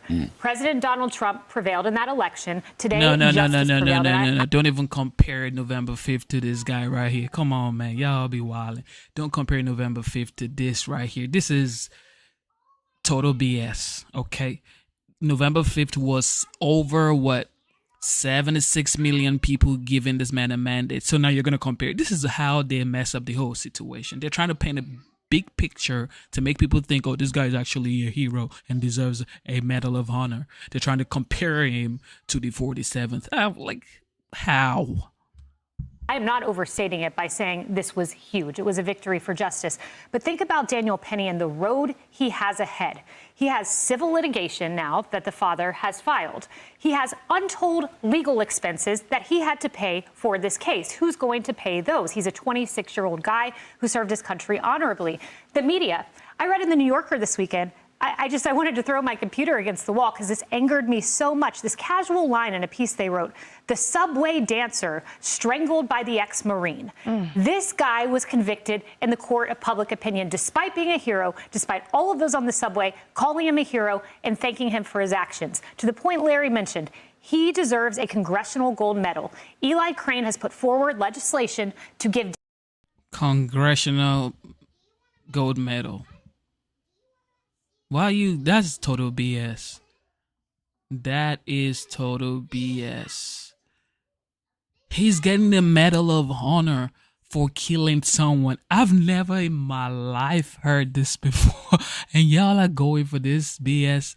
Yeah, y'all need to unsubscribe because this is total BS. Daniel Penny a congressional gold medal. I want to add to the day one priority of Donald Trump by saying, get behind this, put a tailwind, give this guy a congressional gold medal. He is nothing less than a hero. Justice prevailed, but his life thus far is still ruined.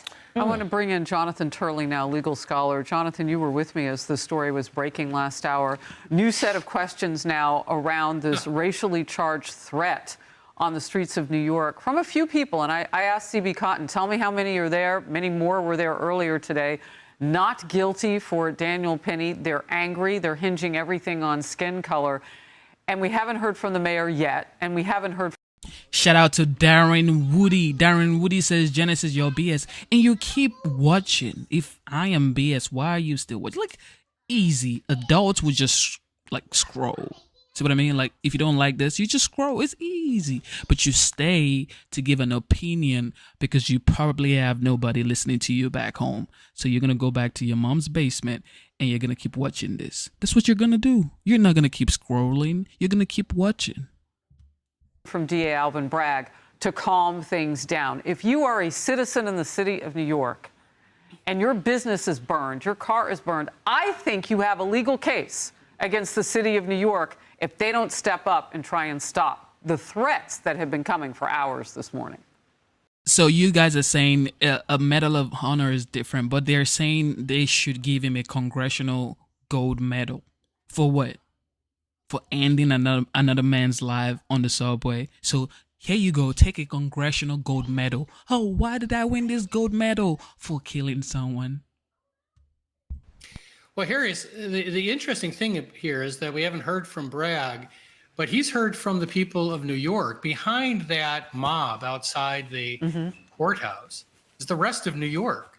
And I think that we've already seen that New Yorkers are fed up with the policies of Alvin Bragg and many others. This jury is New York. They were selected from this population. They didn't just immediately acquit. They deliberated, they divided, and ultimately they came together on the lesser charge. Keep in mind that this lesser charge, they could have secured conviction by just deciding that he had what was called blameworthy conduct. I mean, it's an incredibly low standard. And they unanimously said no. Now, that's after, of course, rejecting the higher crime, the more serious crime. This is the deal right here. You guys want to give this guy a congressional Medal of Honor and then pardon Hunter Biden. What are we doing? You pardon Hunter Biden and you want to give this guy a congressional Medal of Honor. Last week by simply deadlocking, but they did not reach a unanimous decision in that. So there is a possibility we had one or two holdouts last week that changed their mind, obviously, this weekend. What's also interesting about this verdict is it does have some blowback on the recently filed negligence case by the Neely family against Penny. Now, those cases represent a threat because they're under the lower standard for torts and civil cases of a preponderance of the evidence, not beyond a reasonable doubt. And so what's interesting about this is that this is basically a negligence standard. Many of us have been critical of the use of criminal negligence, but they were not able to secure a conviction here. Now, they will. TJN, first of all, he wouldn't have to save my mom, okay? And y'all saying if he saved your mom, like, he didn't touch one person on the train. If you have evidence of this guy actually touching somebody, like just like this, grabbing someone, if you have evidence, put it in the chat. Put the video in the chat. Put the video in the chat and let's watch it of Jordan Neely actually touching somebody on the train. Did he even touch anybody on the train? Oh, he said someone's going to die today. That's all he said. How many times have you heard that? If you grew up in a brown skin, this is just facts, okay? If you grew up in a brown skin community, you've probably heard that at least 10 times in your lifetime. Someone's going to die today. And then you end up eating dinner together. And then you end up having a good time that weekend. So it's like, someone's going to die today. This ain't the first time we're hearing that. That ain't no threat to nobody up here. Oh, someone going to die today. Bro, please sit your head down. That's how you're supposed to de-escalate it. Someone going to die today. Man, bro, you don't want to do that. Sit your head down, bro. That's all you going out to say. And you stand up to him. Sit down, bro. You can't do this. Hey, I ain't going to touch you. Sit down. Not 3 people trying to restrain one man. Come on. Have a lesser standard of proof in the civil case against Penny. But going into that case, this has got to give them a lot of following wind. Do you think Alvin Bragg would go for another bite at the apple? I mean, there's been some talk about double jeopardy, but not necessarily, because this case wasn't declared a mistrial before they went to the lower charge. Right. And this is the issue we talked about earlier on the air. Normally, when you have a deadlock, it is an unresolved criminal charge, and the prosecutors can come back and bring it again. In this case, the judge dismissed the charge. And so the argument could be that, well, that's different than a simple deadlock. At the end, practically, I don't see how Bragg can do this. I mean, he just had a jury say, we didn't think he was even guilty of blameworthy conduct, and you're going to bring a higher charge against him? I mean, it would be absurd. But much of what Bragg does, most prosecutors would not do. So we're not making any assumptions here. But this is a great verdict. It's the right verdict, and it comes from people of this community. Jonathan, thank you. And that's where that's why I gave up. I said, you know what? The people of the community said he did nothing wrong. Okay, great. He should go on, live his life, enjoy himself. But personal opinion, he's not a hero, deserve no congressional gold medal or anything like that. Now, Kayleigh McEnany, co-host of Outnumbered. One of the senators that's had some questions about Pete Hegseth's nomination, Joni Ernst. She was on with us last week. Here's what she said. I think for a number of our senators, they want to make sure that any allegations have been cleared, and that's why we have to have a very thorough vetting process. All I will say at this time is that we did have a very thorough discussion over a number of those issues, and the vetting will continue, I am certain, through the next month or so until we approach that hearing date. So the hearing date, we don't have it yet, and that will come. If and when this does go to a hearing, you can imagine that the Democrats at this point, they've been very quiet. I wanted to get your take on this. They've not said anything. They've not said anything. Yeah. I mean, it's shocking to me. Right? I mean, Biden chose not to mention any of the nominees. Kamala Harris, Adam Schiff said, let's focus on the economy. It is interesting that they're not waging a fight. Maybe they read the tea leaves. Do you think it will last? No, I don't think it will last. But I think there's this period of eating crow that they're doing right now. But we'll see with this. I mean, Joni Ernst, they've had multiple conversations, her and Pete Hegseth. Murkowski and Collins, he has not spoken with yet.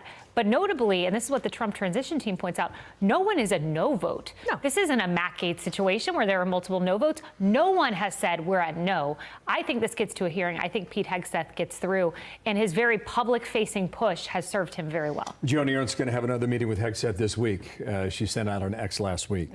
Trump did a long interview on NBC, Meet the Press. Here is a question about birthright citizenship, something that hasn't come up a ton, but it has now. Watch. You promised to end birthright citizenship on day one. Is that still your plan? Yeah, absolutely. We're the only country that has it. Do you know, if somebody sets a foot, just a foot, 1 foot, you don't need two, on our land, Congratulations, you are now a citizen of the United States of America. Yes, we're going to end that because it's ridiculous. Through executive action? Well, if we can, through executive action. I was going to do it through executive action. Could take it to Congress, too. Yeah, you heard him say if we can. That's because birthright citizenship is enshrined in the 14th Amendment. Not only that, in 1898, in a Supreme Court case called Wong Kim Ark, they upheld birthright citizenship. In other words, there's constitutional precedent, there's Supreme Court precedent. You can try via executive action, but I think there are going to be some very big court hangups that might not go the way of the administration on birthright citizenship. It's been a loophole when it comes to immigration. Oh, it is. And I've gone back and forth, like, because I love the Constitution. I'm like originalist, but then I would love to hear what this court thinks about that, because they are originalists when it comes to the Constitution, and see if that precedent would hold up. But there's another issue, and that is with the Dreamers. And Obama tried to deal with this by executive action. The courts were like, that's not going to work out. Here's what President Trump said about working with Democrats on that. The Dreamers are going to come later, and we have to do something about the Dreamers, because these are people that have been brought here at a very young age. And you want them to be able to stay. That's what you're saying. I do. I think we can work with the Democrats and work something out.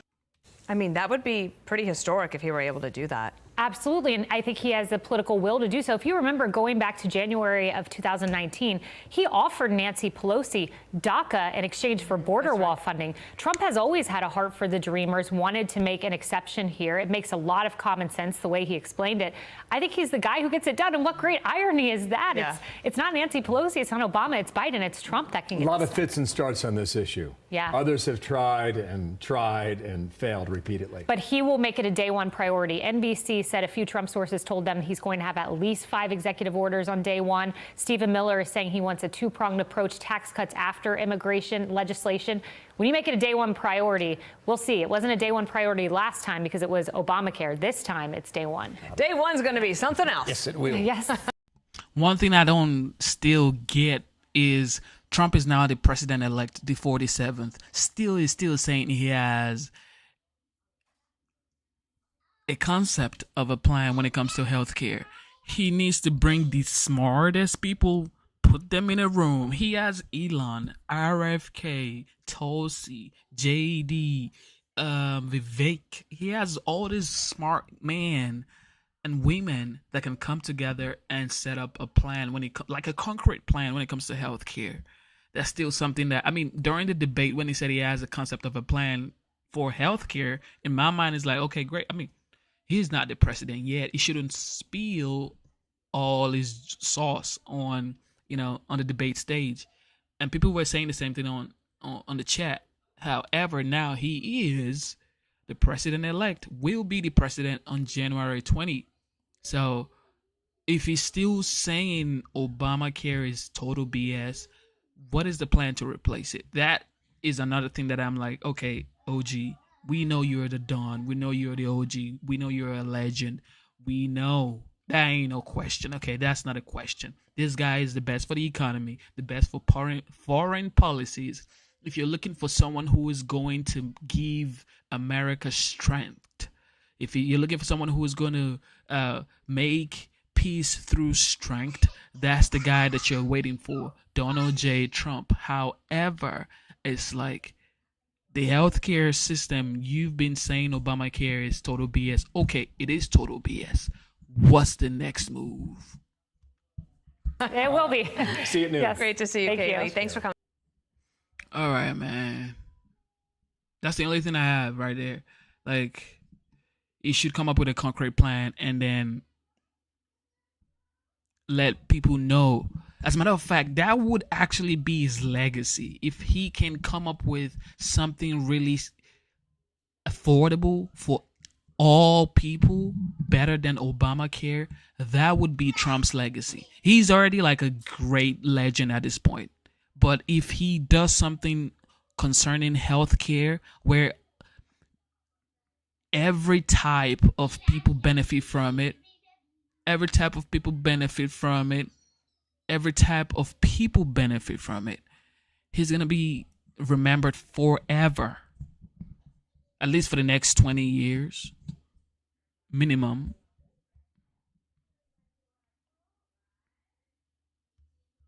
All right, did you hear about this? Rapper and music mogul Jay-Z is now being going accused after of Hov. raping a 13-year-old girl bro. with Sean Hov. Diddy Combs during an MTV VMA after. Y'all knew it was just a matter of time before the party got to Hov. It was just a matter of time before the party got to Hov. I mean, they got his best friend, at least in the industry. We don't know his best friend really, but in the industry, his best friend is Diddy.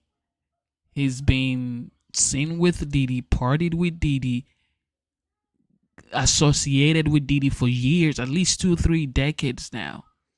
And it's like, there's no way he wouldn't know Diddy was doing whatever he was doing. If Diddy was actually doing what he was doing, Hov definitely, probably, maybe, just maybe. I mean, I'm not saying for sure, but just maybe though.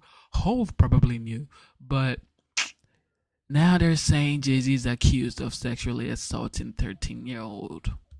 After party in the year 2000, the rapper issued a blistering statement in response and directed his comments at attorney Tony Busby, who filed the suit, saying, quote, "You've made a terrible error in judgment thinking that all celebrities are the same. I'm not from your world. I'm a young man who made it out of the project of Brooklyn. We don't play these types of games. We have very strict codes and honor. We protect children.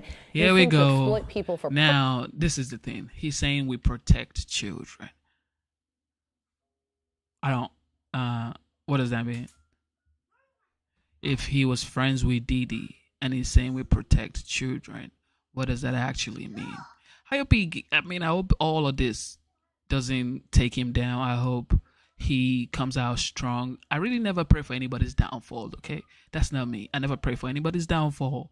However, it's like, if you're saying we protect kids over here and then Diddy was your best business partner in the industry, at least y'all were like the big dogs, it's like, how would you say you protect children? If Diddy actually did those things and you're saying you protect children, how does that even correlate? personal gain. I look forward to showing you just how different I am. Criminal defense attorney Lexi Rigdon joins me now. Lexi, good morning to you. What a development here. So another thing Jay-Z said in his statement is that this was a civil suit filed against him. And he said these allegations are so heinous in nature that I implore you to file a criminal complaint, not a civil one, essentially saying, if I really did these things, treat me the way I should be treated. So how should we be thinking about all of this? What do you think? Well, that's some denial from him. And, you know, sometimes celebrities have pretty muted denials, like, you know, I'm not going to comment now, or I direct all questions to my lawyers. I actually admire the strength of the denial.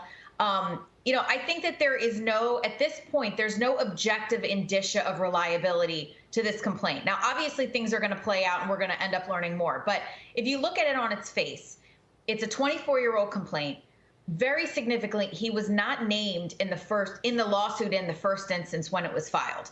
The girl was allegedly 13 at the time it happened. And in the complaint, it says that she had been given something and she was, quote unquote, woozy. And so I think that this just needs to be looked at in kind of a measured way.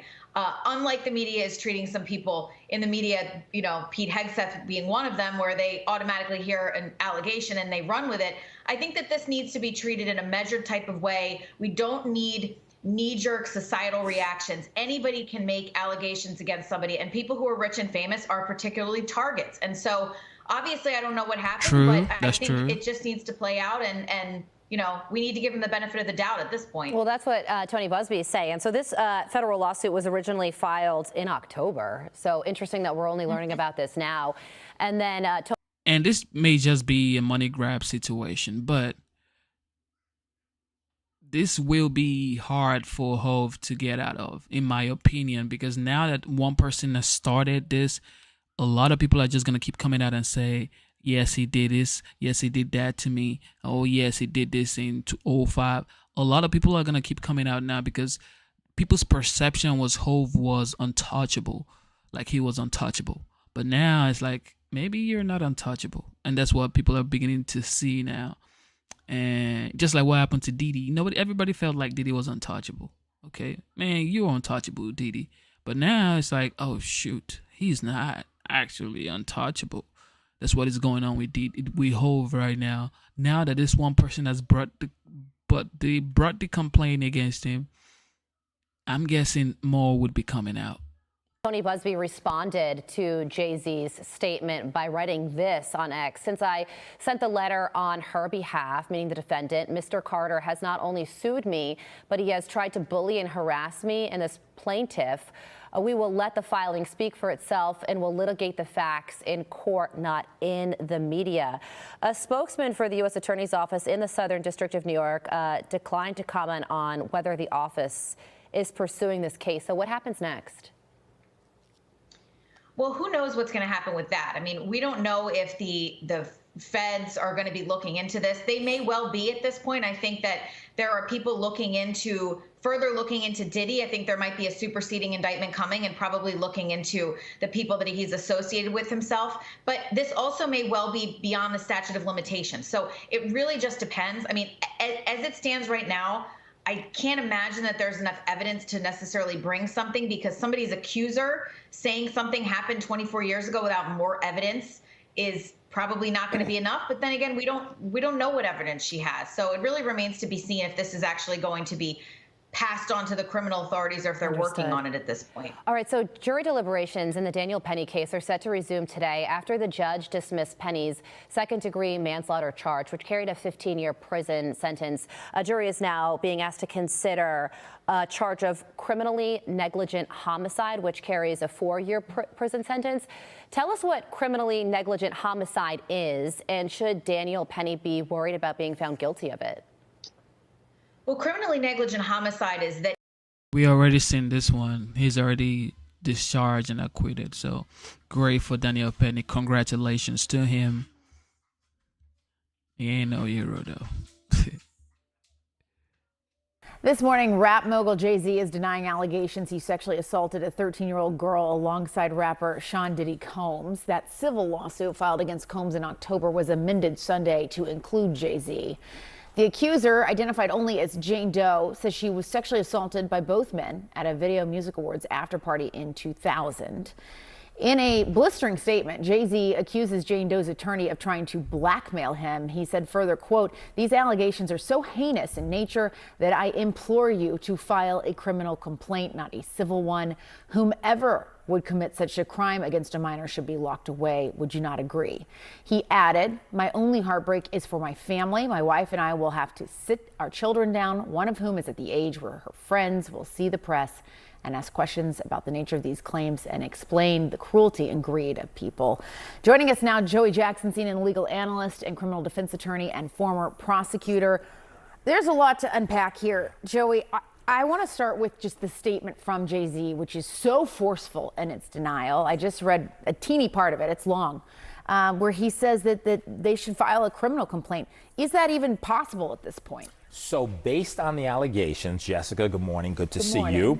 I think that it certainly could be. Why do I say that? Now, he, of course, is more than annoyed, would be an understatement. He has a family and he has a lot to protect, including his brand.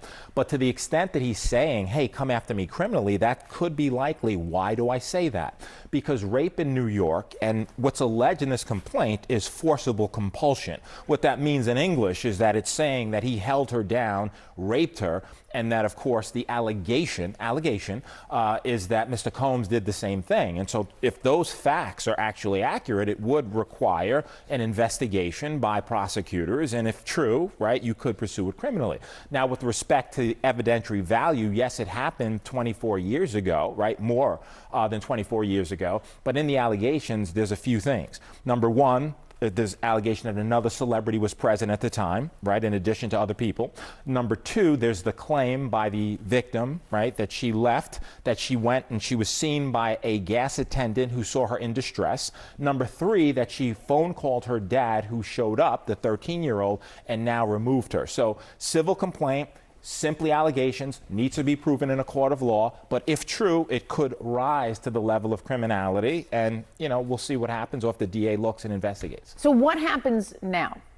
So what happens now is this is simply a civil complaint. And in a civil complaint, it goes through the technical legal process. Now, the distinction, Jessica, between civil and criminal, of course, is that civil is for monetary damages, right? The system can only reward you with money. There's allegations that this 13-year-old is suffering from post-traumatic stress disorder, suffered depression, etc. So now you go to fact-finding, right? Before that, just briefly, there was a demand letter sent. And a demand letter is a letter being sent by a lawyer saying, hey, I don't have to sue you. We can sit, we can mediate it. If we reach an agreement, it never sees the light of day. Jay-Z saying, I don't care about your demand letter. I look at it as blackmail. You want to sue me, sue me. You want to look at it criminally, look at it criminally. But it'll go through the fact-finding process. If a trial is necessary to determine the facts, that's what will happen. But it'll be deemed civil. No indication at this point as to whether or not any criminal investigation will ensue as a result of this. Yeah, and Jay-Z came back incredibly forcefully against these allegations and really singled out that attorney as well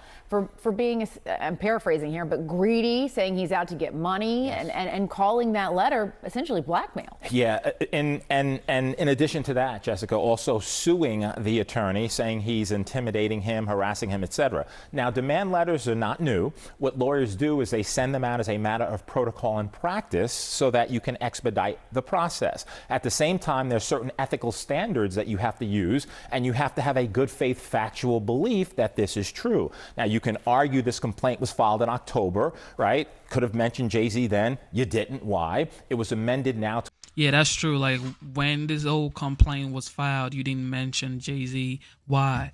Yeah, that should be asked, okay? I mean, come on. Include him. Are the factual assertions true? Are they fact or fiction? Is it a money grab or not? All of that will be litigated in a court of law, but according to Jay-Z, this never happened, is pure fiction. It is a money grab, and he's fighting for his name, reputation, and certainly innocence and justice in his view, which is he didn't have anything to do with it. Yeah, and you touched on a point, too, that I wanted to ask you about, which was that this was an amendment to this already existing lawsuit. What are people to take away from that? The fact that they're coming back and adding to this now with this specific name? Yeah, you know, Jessica, so it depends. That's also common. You could amend lawsuits, right, as a matter of course, and you do, to include certain factual allegations. The interesting thing to me in terms of your question and the takeaway, if you had this information about Jay-Z, it happened allegedly in September of 2000, why not include it in the original complaint? What happened between October and now that necessitated you putting in, maybe and it's a question of credibility. Was he celebrity A? maybe Didi's in there singing like a canary, singing loud. Maybe Didi's in there singing, yo. Who knows? Right, as was noted in the October complaint, is this pure fiction? And what's interesting in the complaint is he really, that is the lawyer, tries to tie Jay-Z to Mr. Combs in so many ways, right? Birds of a feather is the argument that he's making. You can make that argument. You need the facts to sustain it. Let's see if they come up with any facts. All right. This is way too wild, guys. Too wild. I mean, Hove, this is like people's mentors, icon, legend. I mean, Sean Combs, Sean Carter, both has the same name. They both have the same name, Sean. That's wild. Two Seans. All right, here we go. Are you going to go after Joe Biden? I'm really looking to make our country successful. I'm not looking to go back into the past. I'm looking to make our country successful. Retribution will be through success. I'm looking to bring prices down because, you know, I won on two things, the border and more than immigration. You know, they like to say immigration. I break it down more to the border, but I won on the border and I won on groceries. President-elect Trump dismissing fears he will encourage federal prosecutors to go after his political enemies. Let's bring in Sage Steele. It's great to have you here in person. Thank you, guys. I always thought that when he had that line, and I can't remember, it was either an interview or a debate when they were asking him, what are you going to do for retribution? He said, success will be, and I was like, wow, that's a great line. I loved it. And it's also a great principle. It is. I think for all of us to remember, maybe make myself remember that at times too, of the entire interview with Kristen Welker, that I stopped at that moment. That was my favorite line. And to me, it is almost like a softer, gentler, kinder Donald Trump, who has softened through this whole process. I think it's fascinating. I think it's the right thing. And that is why people elected him, is because they knew, even people who were anti-Trump for all these years, right? They knew all the other side stuff, it doesn't matter. He has proven through his track record that he is the best person to do this job, to fix us, to make us better. And to go backwards, I think even he knows at this point, I don't think he has time to go backwards. Yeah. Right? He has a lot he wants to accomplish. Yeah. And that's going to take time. You know what I've found is... I'm almost proud of him, though, for it. Do you know what I mean? Like, that's progress for him. Yeah, what I have found is that a lot of people, not a lot of people, but a lot of Americans were not really in tune with the immigration issue until they started busing them to places like New York, Chicago, and Martha's Vineyard, by plane that was. When he talks about groceries, what he's talking about is inflation, and he's also talking about energy. You can drive energy prices down, which will lower the standard, the cost of living for all Americans. Keep an eye on that. Meanwhile, I don't know if we're going to get another pardon. We may not. Let's go back in time to what KJP has said about this so far. Is there any possibility that the president would end up pardoning his son? No, the president's not going to pardon his son. And one more. Will he pardon his son? No. He said he would not pardon his son. Does the president have any intention of pardoning him? We've been asked that question multiple times. Our answer stands, which is no. Well, 42 more days. We'll see what he does. Cap on cap, always cap. He's gonna pardon more people. He has 41 or 42 more days. So look, you get ready for tons of pardons. Decides to do. It's his prerogative. Sure. There will be others who will be pardoned. We just don't know who they might be and whether or not their family. Yeah. You know, I will say, when the news came down about him pardoning his son, the first person I thought of was Karine Jean-Pierre. Yeah. Not for sympathy or empathy. Maybe you, because you've been in those shoes. And I even tweeted, this is not her fault. She's a mouthpiece. Now, are there decisions we have to make based on our bosses, and do we want to be part of things that we know are lies or could be lies? I guess so, but at the end of the day, she was doing her job. And she deserves the... Facts. She was doing her job. I mean, there's no two-way to say it. It's facts. She was doing her job. Now, could she had said, you know what? I want to go. Okay, I'm tired. Yeah, she could have. But she's just doing her job, too. That's just the truth. She was doing her job. Like they said, Kamala was doing her job. She was just doing her job. You know, she was just doing her job. But she could have just said, let the president figure, look, I'm tired. I am tired. The questioning at this point, right? Because she did stand up there, but did she know he was going to do this the whole time? What is she supposed to do and say? Well, the other thing is, I feel that Biden really did her a disservice, because if you're going to do that to your press secretary, then you should be the one to stand up and take the arrows and take the questions and say. That's true. That's true. Yeah. He should be the one to stand there and say, I'm not going to pardon myself. He said it, but then he made her, well, maybe he didn't make her say it, but she just had to say it. Don't blame her. That was my position. I changed my mind, and here's why, but he's incapable of doing that. So she basically has become a piñata for the past week. He is incapable, and more so with his character. And maybe I believe unwilling.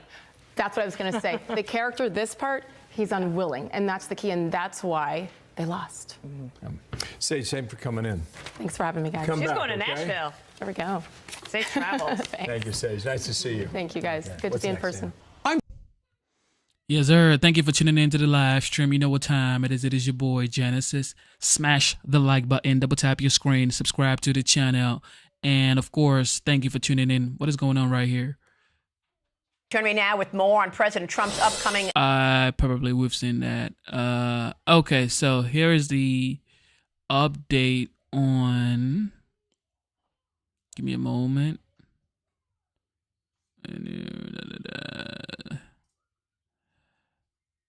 I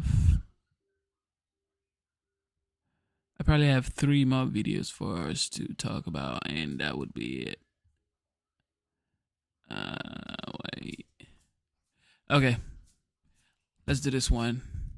I'm gonna make lunch for my daughter, and I'll be right back real fast. Here we go. The shooting that shook our city last week. CEO Brian Thompson of United Healthcare. This was probably what, today, like a couple of minutes ago. Whoa, Eric ain't playing. Let's get it. The mayor of New York, Eric Adams, was the victim of a senseless act of violence. Our officers have been working around the clock.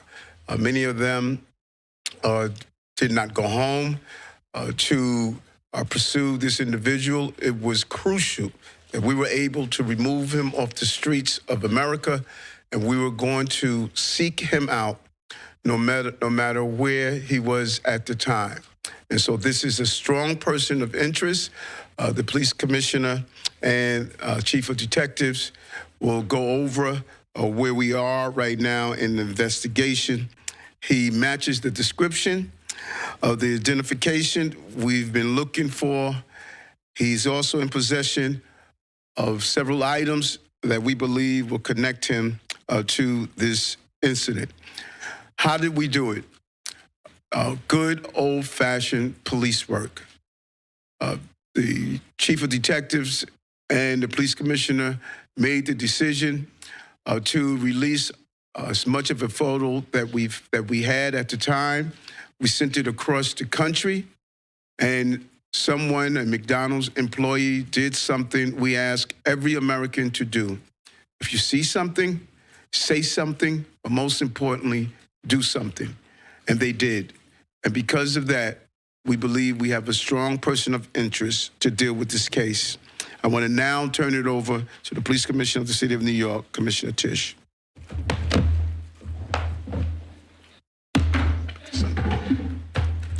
Thank you, Mayor. Good afternoon, everyone. Earlier this morning in Altoona, Pennsylvania, members of the Altoona Police Department arrested Luigi Mangione, a 26-year-old male, on firearms charges. At this time, he is believed to be our person of interest in the brazen targeted murder of Brian Thompson, CEO of United Healthcare, last Wednesday in Midtown Manhattan. The suspect was in a McDonald's and was recognized by an employee who then called local police. Responding officers questioned the suspect, who was acting suspiciously and was carrying multiple fraudulent IDs as well as a U.S. passport. Upon further investigation, officers recovered a firearm on his person as well as a suppressor, both consistent with the weapon used in the murder. They also recovered clothing, including a mask consistent with those worn by our wanted individual. Also recovered was a fraudulent New Jersey ID, matching the ID our suspect used to check into his New York City hostel before the shooting incident. Additionally, officers recovered a handwritten document that speaks to both his motivation and mindset. NYPD detectives are en route to Pennsylvania as we seek to interview the subject further. This apprehension is thanks to the tireless work of the greatest detectives in the world, and of course, the strong relationships we have with our local law enforcement partners. On every level, local, state, and federal, we all serve the same public safety mission. And this case, which captured the attention of an entire nation, is another example of how connected we are and how important it is to work together, share information, and pursue every lead. For just over 5 days, our NYPD investigators combed through thousands of hours of video, followed up on hundreds of tips, and processed every bit of forensic evidence, DNA, fingerprints, IP addresses, and so much more to tighten the net. We deployed drones, canine units, and scuba divers. We leveraged the domain awareness system, Argus cameras, and conducted aviation canvasses. And our detectives also went door to door, interviewing potential witnesses and doing the good old-fashioned police work that our investigators are famous for. This combination of old-school detective work and new-age technology is what led to this result today. And we must also acknowledge the instrumental role the media and the public played in this case. The images that we shared with the public were spread far and wide, and the tips we received led to the recovery of crucial evidence. We should never underestimate the power of the public to be our eyes and our ears in these investigations. This is the third time in 3 weeks that a member of the public has seen something and said something and done something that led to a high-profile arrest. The triple stabbing homicide in Manhattan, the gunpoint robberies in Queens during which an NYPD officer was shot, and now this. Now, the case will continue through the criminal justice process. And while we are proud of today's accomplishment, we must, of course, remember that a family is in mourning. I want to again extend my sympathies to Brian's family, his co-workers, and all who knew him. Finally, I want to thank the women and men of the NYPD, especially our Detective Bureau personnel, with a strong assist from our intelligence analysts.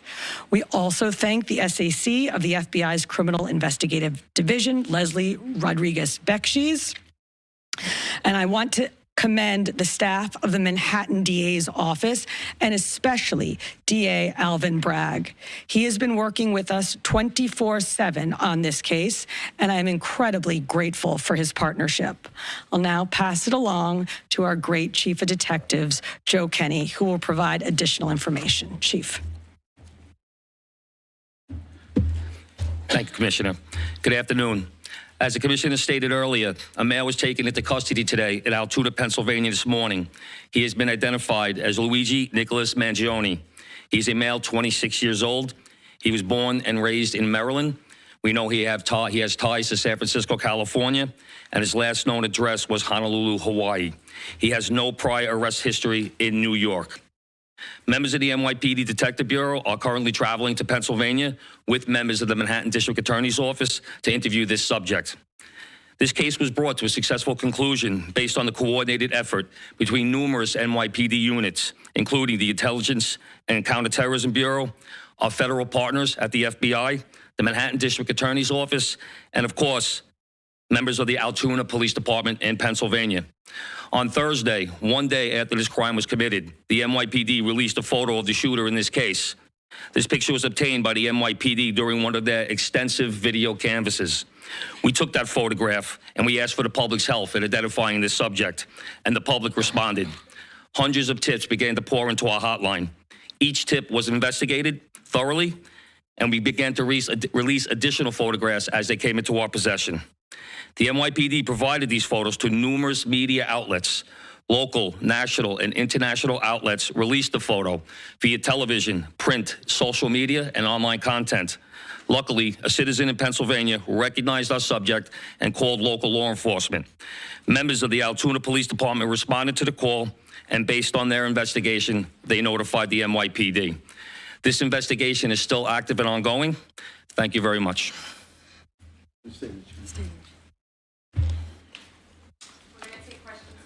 Shooting first, and then we'll. Mark? I had a couple of questions about the document that he was found in possession with. Can you go a little bit more in depth about those motivations that you mentioned? Was that CEO specifically named in that document? Was there anything more about him wanting to go after others? And also in that document, was there any indication that explains us how the level of detail that he went into killing him? Like, is there anything? Like I said, that document is currently in the possession of the Altoona Police Department. It's part of their investigation.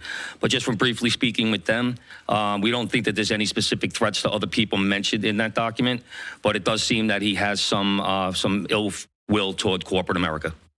Over here, sir. NJ? Chief, was the suspect wearing a mask at the time he was spotted in the McDonald's? And also, criminal cases often have a linchpin. Can you point to a single linchpin that helped crack this case? There's numerous linchpins in this case, in the fact that we've recovered an enormous amount of forensic evidence, an enormous amount of video, and once again, with your help and the public's help. So I really couldn't put it on one thing, but if I had to, it would be the release of that photograph from the media. Dean? You said he had a passport on him. Do you believe he was trying to flee the country? And also, are you still looking for any evidence in Central Park in regards to the bike? We had divers in the water yesterday that came up negative results. The passport, we don't believe that he was planning on doing any traveling. At this time, we don't think at this point in our investigation, we don't think he was trying to flee the country. The person at the McDonald's, were they buying food? What were they doing at that exact moment? He was an employee at the McDonald's. Right. But what was the suspect doing? He was sitting there eating. Will the suspect be brought back to New York and charged here? And when? We're going to have to work that out with the Manhattan District Attorney's Office in Altoona, Pennsylvania. He's going to be facing gun charges there. And at some point, we'll work out through extradition to bring him back to New York to face charges here, working with the Manhattan District Attorney's Office. Anita? Hi, Anita from the New York Post. I was just hoping to get more details on the capture itself. Did he put up a fight? Did he say anything to cops? And we've also reported that he published online anti-health care industry rantings. Can you share with us some of the services that he posted on? We're still working through his social media. We're going to do a complete scrub of that. Preliminarily, like I said, he seems that he has some ill will toward corporate America, but that will all come out as part of our investigation. We're not done here.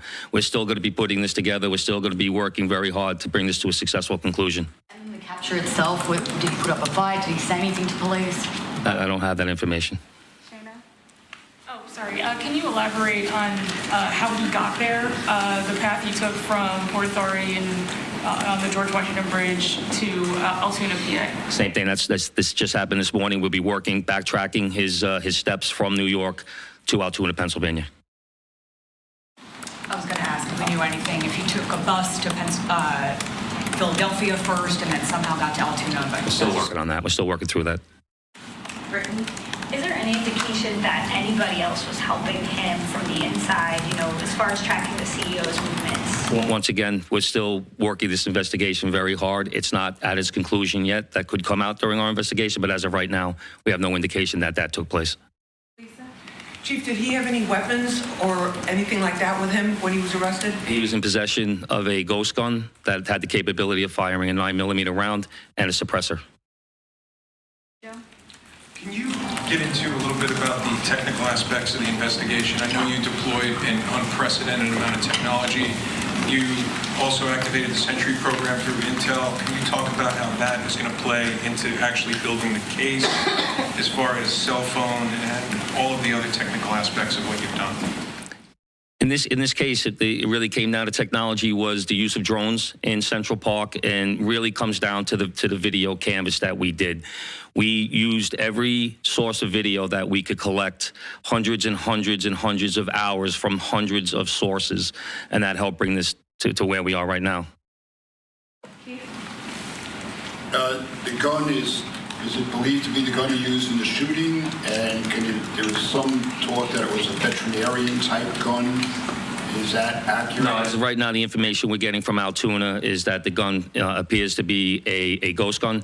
May have been made on a 3D printer. The capability of firing a 9mm round, obviously that will come out during our ballistics testing. Oliver? Yeah, Oliver Barnes from the Financial Times. Do you have any indication how long this handwritten, is it a handwritten manifesto that you found on the suspect? And then also whether or not he put it online at all? Don't know if it's online. As of right now, it's a handwritten 3-page document. Chief, does he have ties to that area, and was he someone who you knew by name before his arrest? We believe he may have attended college in Pennsylvania, but like I said earlier, he has ties to Maryland and California and Hawaii. You knew him by name before today. Was his name on your radar? Excuse me? Was his name on your radar? Was he someone who you had been looking into before his arrest? No, we did not have his name prior to today. Lynn? Brent? Okay. Does he have any prior arrests? I know there were none for New York City, but is there any prior arrests anywhere else in the country? We have not come across any arrests in the country. Chief, hi, how are you? On two things. On the ghost gun, is it something you're going to be looking into to see if he made it himself and can he make that himself, or would he have to buy the gun the way it was? No, once again, that'll be part of our investigation as we follow up. I mean, obviously he's going to face murder charges, but is there any chance that he could face any other charges because he was targeting the CEO and because of his writings and other things that we're now finding on him? Federal charges or that determination will be made by Alvin Bragg. Yes, what connections does he have in Pennsylvania that you know of, and are they in Altoona specifically? We believe he attended college in Pennsylvania. Does he know anybody in Pennsylvania? Wouldn't be able to tell you that. All right, we're going to take one more question on the shooting, Marla, and then we're going to go. Is there, what, you talk about the manifesto having said things against corporations, but specifically United Healthcare, and do you believe that Mangione acted alone? We believe at this point, our investigation is leaning toward he was acting alone. So, like I stated earlier, we're still working through the investigation. We're not stopping today. And as far as the manifesto, like I said, I don't have the complete details of that. It's in the possession of the Altoona Police Department. We're going to shift to opt-out. Yep. Good job, Chief. Commissioner, Chief Mangry.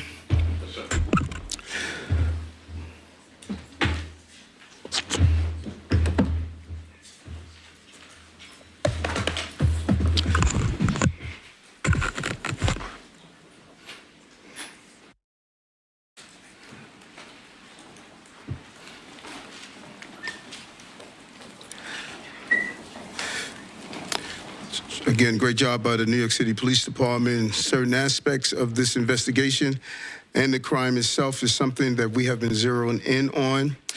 Ghost guns.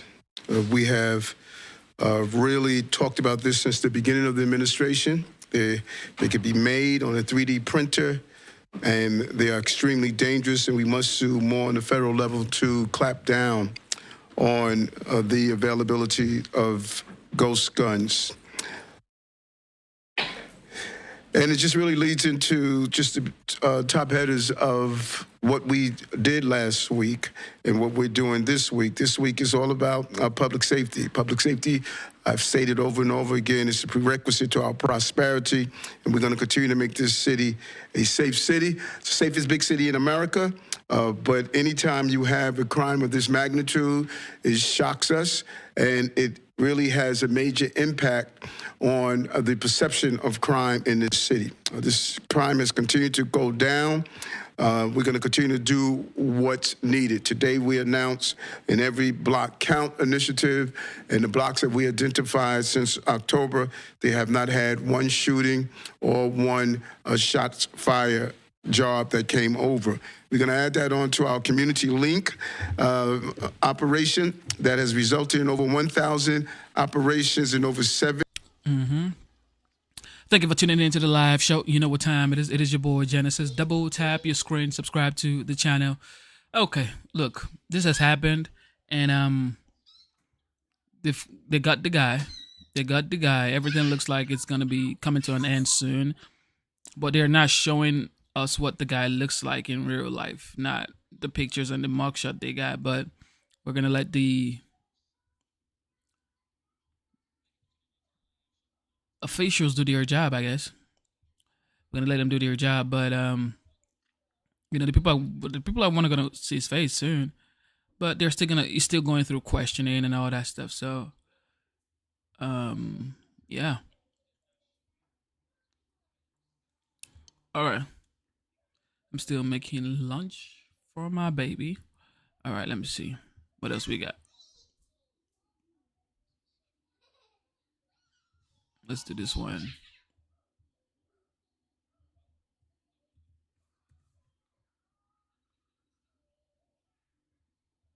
Senator Amy Klobuchar does not support the idea. She's a Democrat. She does not support the idea of preemptive pardons.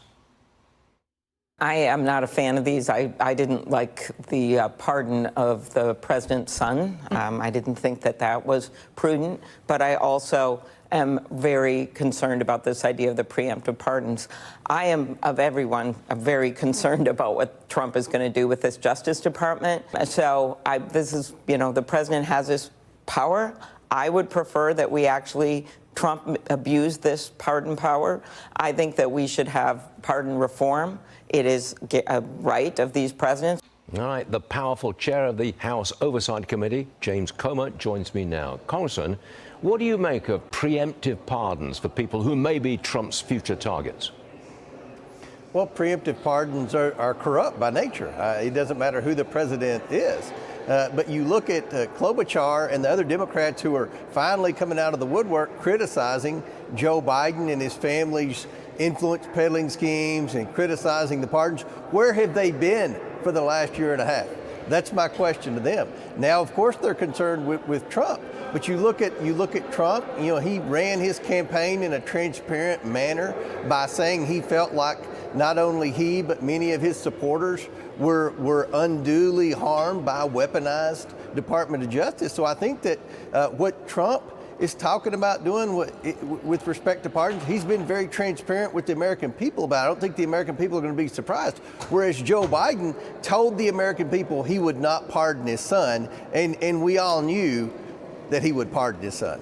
Do you think he's going to pardon members of his own family? You've been investigating the family for a long time. You think he's going to do it?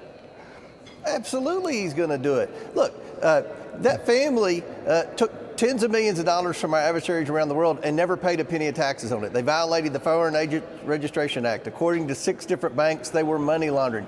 The list goes on and on of their financial crimes. The only reason Joe Biden pardoned Hunter a little early is because Hunter was fixing to be sentenced to prison this week. Now, Jim Biden, he can wait a little longer. Other members of his family, if you had a more broad Department of Justice that could get information from the government, all the information that I got in my investigation, Stuart, came from private banks and private individuals. Anything I needed from the Biden administration, they absolutely prevented me from having any information that we should have gotten, even with subpoena. So I believe that Joe Biden's going to pardon at least one more, if not multiple members of his family. I want to get back to DOJ, Department of Government Efficiency. You met with Musk and Vivek Ramaswamy on Capitol Hill. What do you think they can realistically get done in Trump's first 100 days? Well, I think that there are lots of areas of waste, fraud, and abuse where there will be support among Republicans to cut. I would love to see $2 trillion cut out of the federal budget. I think that's very aggressive, but I'm all for it. There's not a number that scares me, Stuart.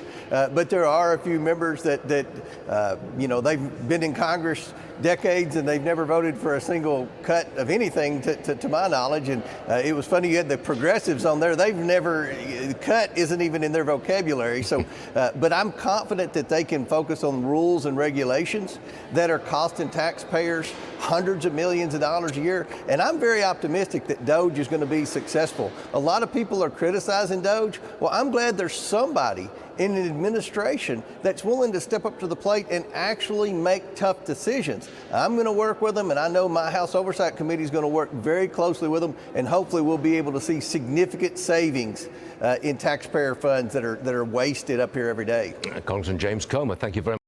Thank you for tuning in to the live show. You know what time it is. It is your boy, Genesis. Everybody double tap your screen.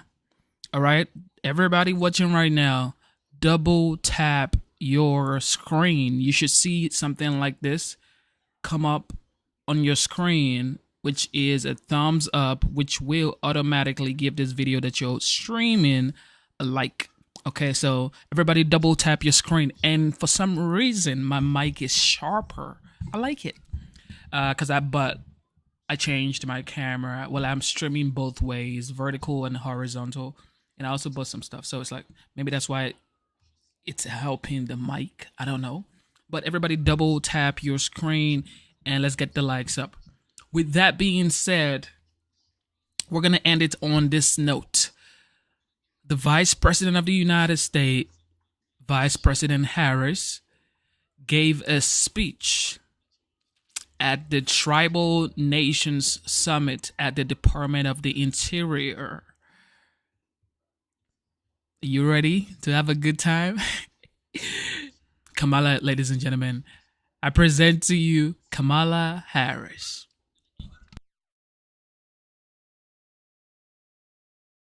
Everyone, good afternoon. Good afternoon. Can we please applaud Sophia?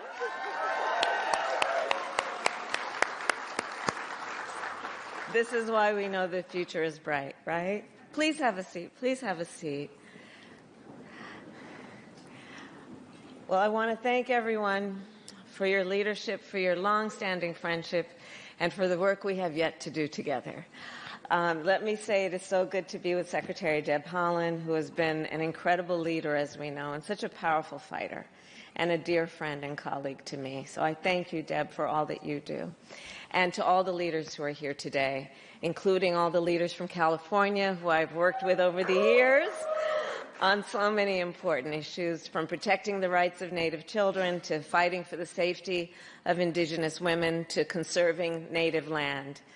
And I believe, of course, that the bonds between our nations are sacred. They are sacred.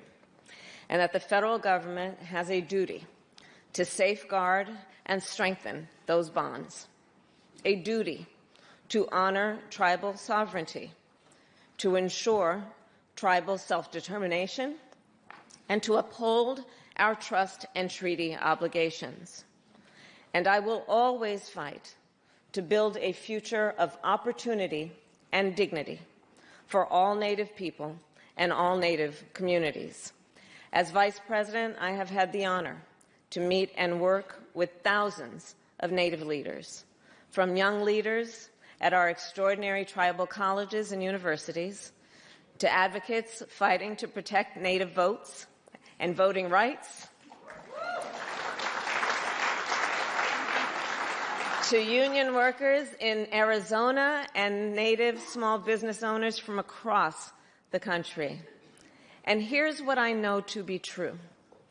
Native communities are home to some of the most innovative, skilled, and determined people in America. And as we all know well, there is an extraordinary amount of ambition, aspiration, and ability across Indian country. However, what is often lacking is the opportunity to pursue that ambition, aspiration, and ability.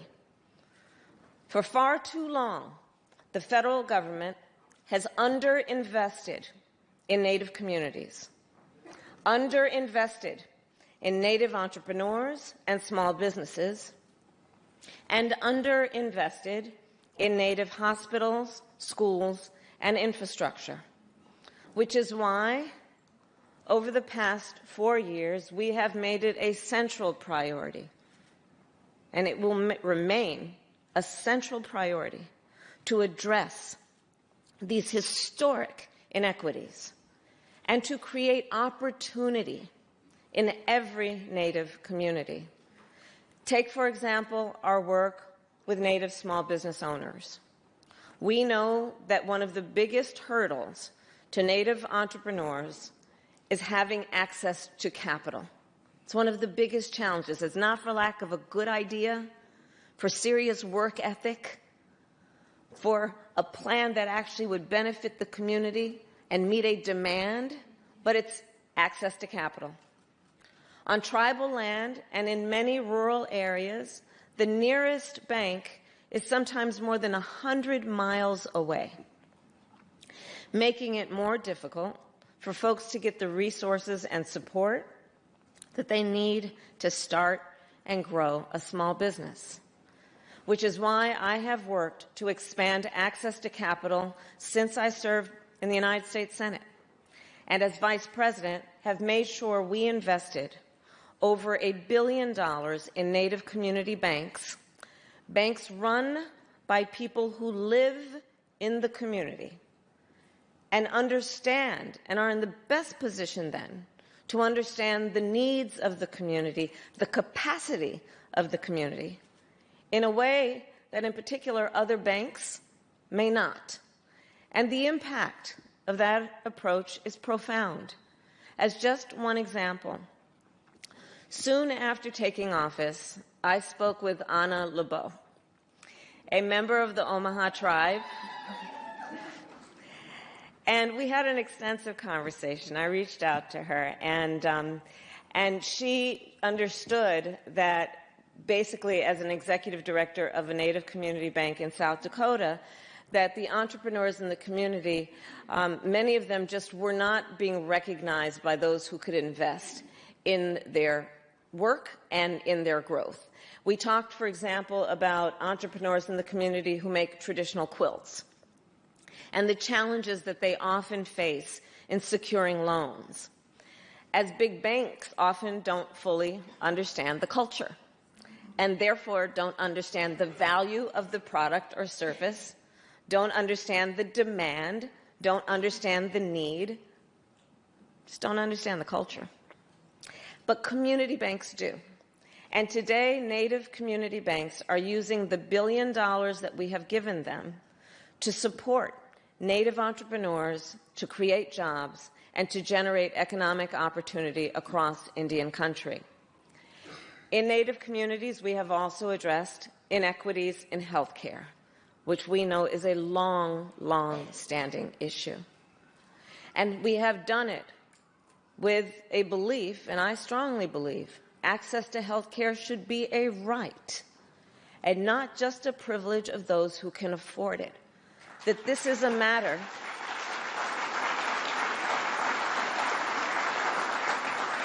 and that this is a matter simply about dignity, about allowing people to have a quality of life to which they are entitled, and in particular, to live without needlessly suffering.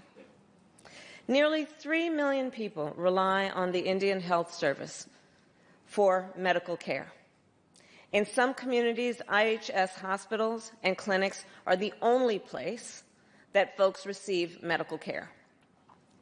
But before we took office, if Congress failed to pass a spending bill and the federal government then shut down, the IHS would stop receiving funding immediately.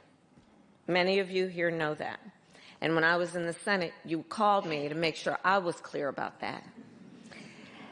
And hospitals, because what we know, hospitals and clinics across Indian country would then have to close their doors.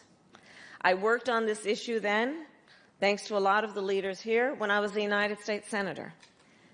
And I know the profound harm that these closures cause. In 2018, the federal government, many here remember that, the federal government shut down for more than a month. And I still remember the stories. A mother of 2 who was forced to wait for days for treatment for bronchitis, all the time terrified that one of her lungs would collapse. A 68-year-old grandmother who was forced to delay eye surgery despite daily pain. And a young man who was engaged to be married, who lost his life because the opioid treatment center he relied on in his community was shut down. These are just some of the stories, and they are heartbreaking. So when I was elected vice president, I was determined to finally deal with this issue and this injustice, and I am proud to report that for the first time ever, we made it so that IHS will now continue to receive funding even if the federal government shuts down.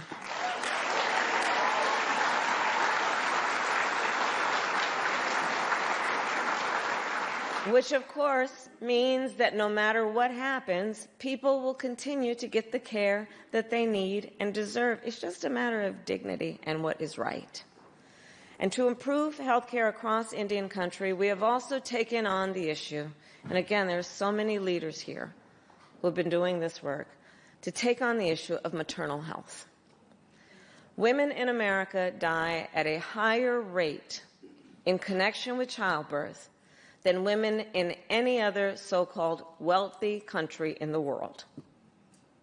And the latest numbers tell us it was twice as likely.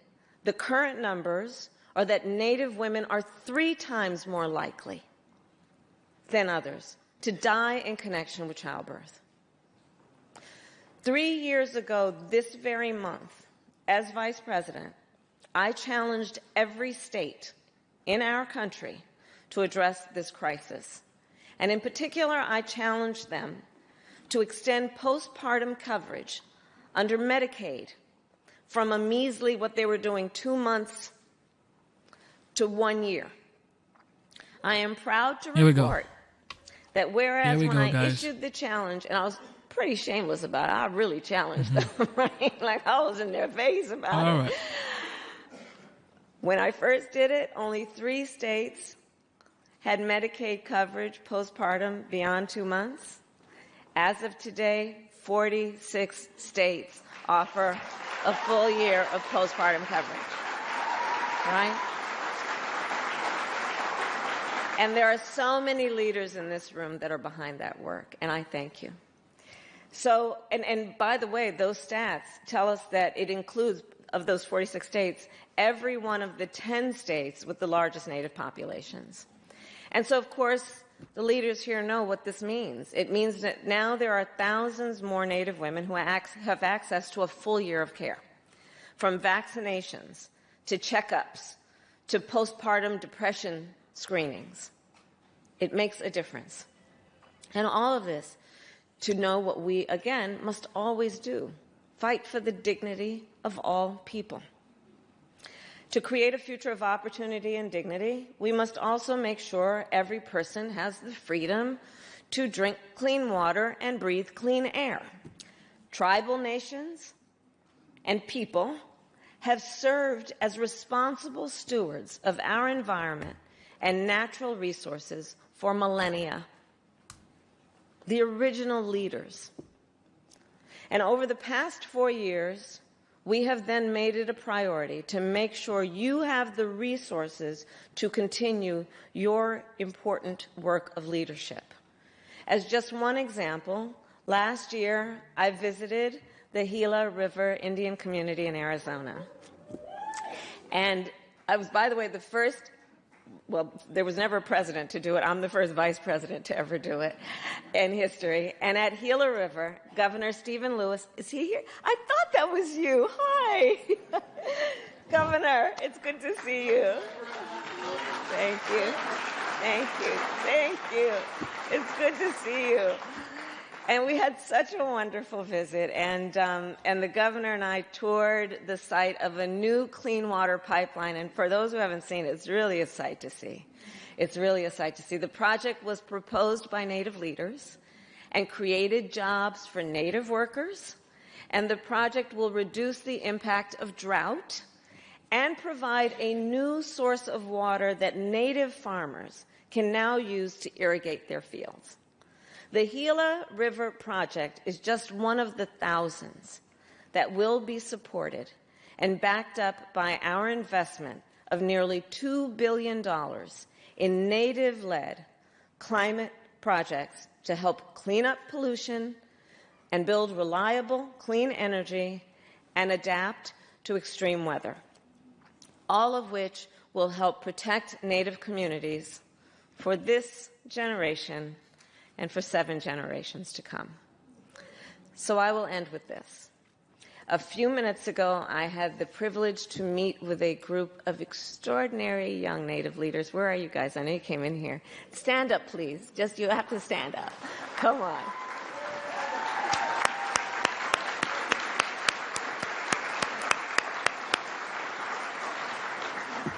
And we had such a wonderful visit. I could have just hung out with you guys all afternoon, to be honest. I'm telling you, our future is so bright.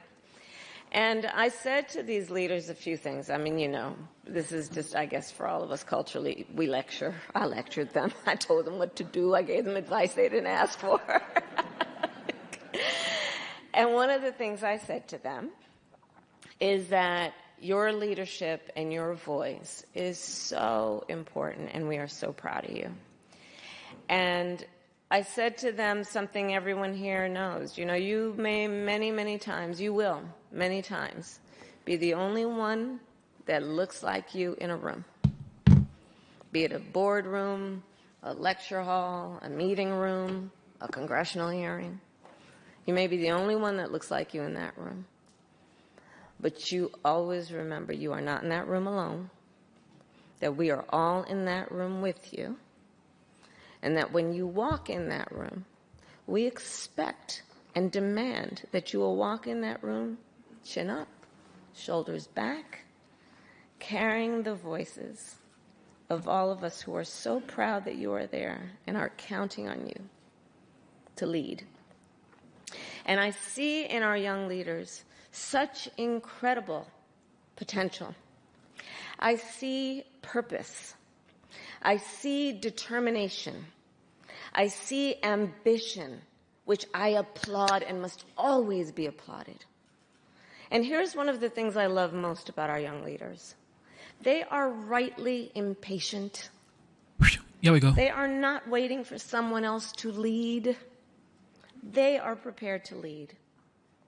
And so I say, in the midst of challenges, in the midst of what might sometimes be a profound sense of uncertainty, let us always continue to have faith in our young leaders, in their future, and in our collective future. And I thank you all the leaders here, for all you have done and all you will do.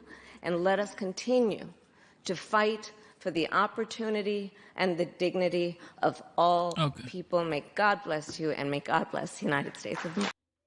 All right, you've heard from the Vice President of the United States, Vice President Kamala Harris. She says, always have faith in the future and in our collective future. You know what time it is? She said it. Don't think you just fell off a coconut tree. That's all I'm going to tell y'all. Y'all don't think you just fell off a coconut tree, okay? With that being said, instead of looking for perfection, seek for consistency. Never give up on yourself. Never give up on your dreams. Never give up on God. Believe in yourself. Believe in your dreams. Believe in God. It's your boy Genesis. Everybody right now, I just want to tell y'all, God is with you. No matter what you're going through, God got you. And if you're doing great, awesome. If you're praying that you do great and this whole thing just makes sense to you, God bless you. And if you're going through hard times, God is with you. Okay, keep going, never stop, keep believing in yourself. Life is hard.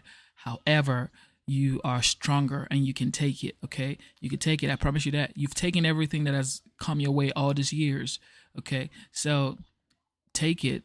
The pain will not kill you. Okay, that's all I'm gonna tell y'all. The pain will not kill you. It's gonna make you a better person. Keep going. Stay strong. Stay focused. Stay disciplined.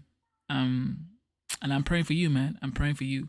Shout out to the brothers. Shout out to the sisters. God bless you, Steve. Average Joe for sure. That's the moderator for the show. Shout out to Average Joe. OG Drew. OG Dew. Billy. Man, everybody, man. God bless y'all. God bless y'all. Shout out to Ellie. Thank you guys so much, man. You guys are the best. Thank you. It is your boy Genesis, and I am signing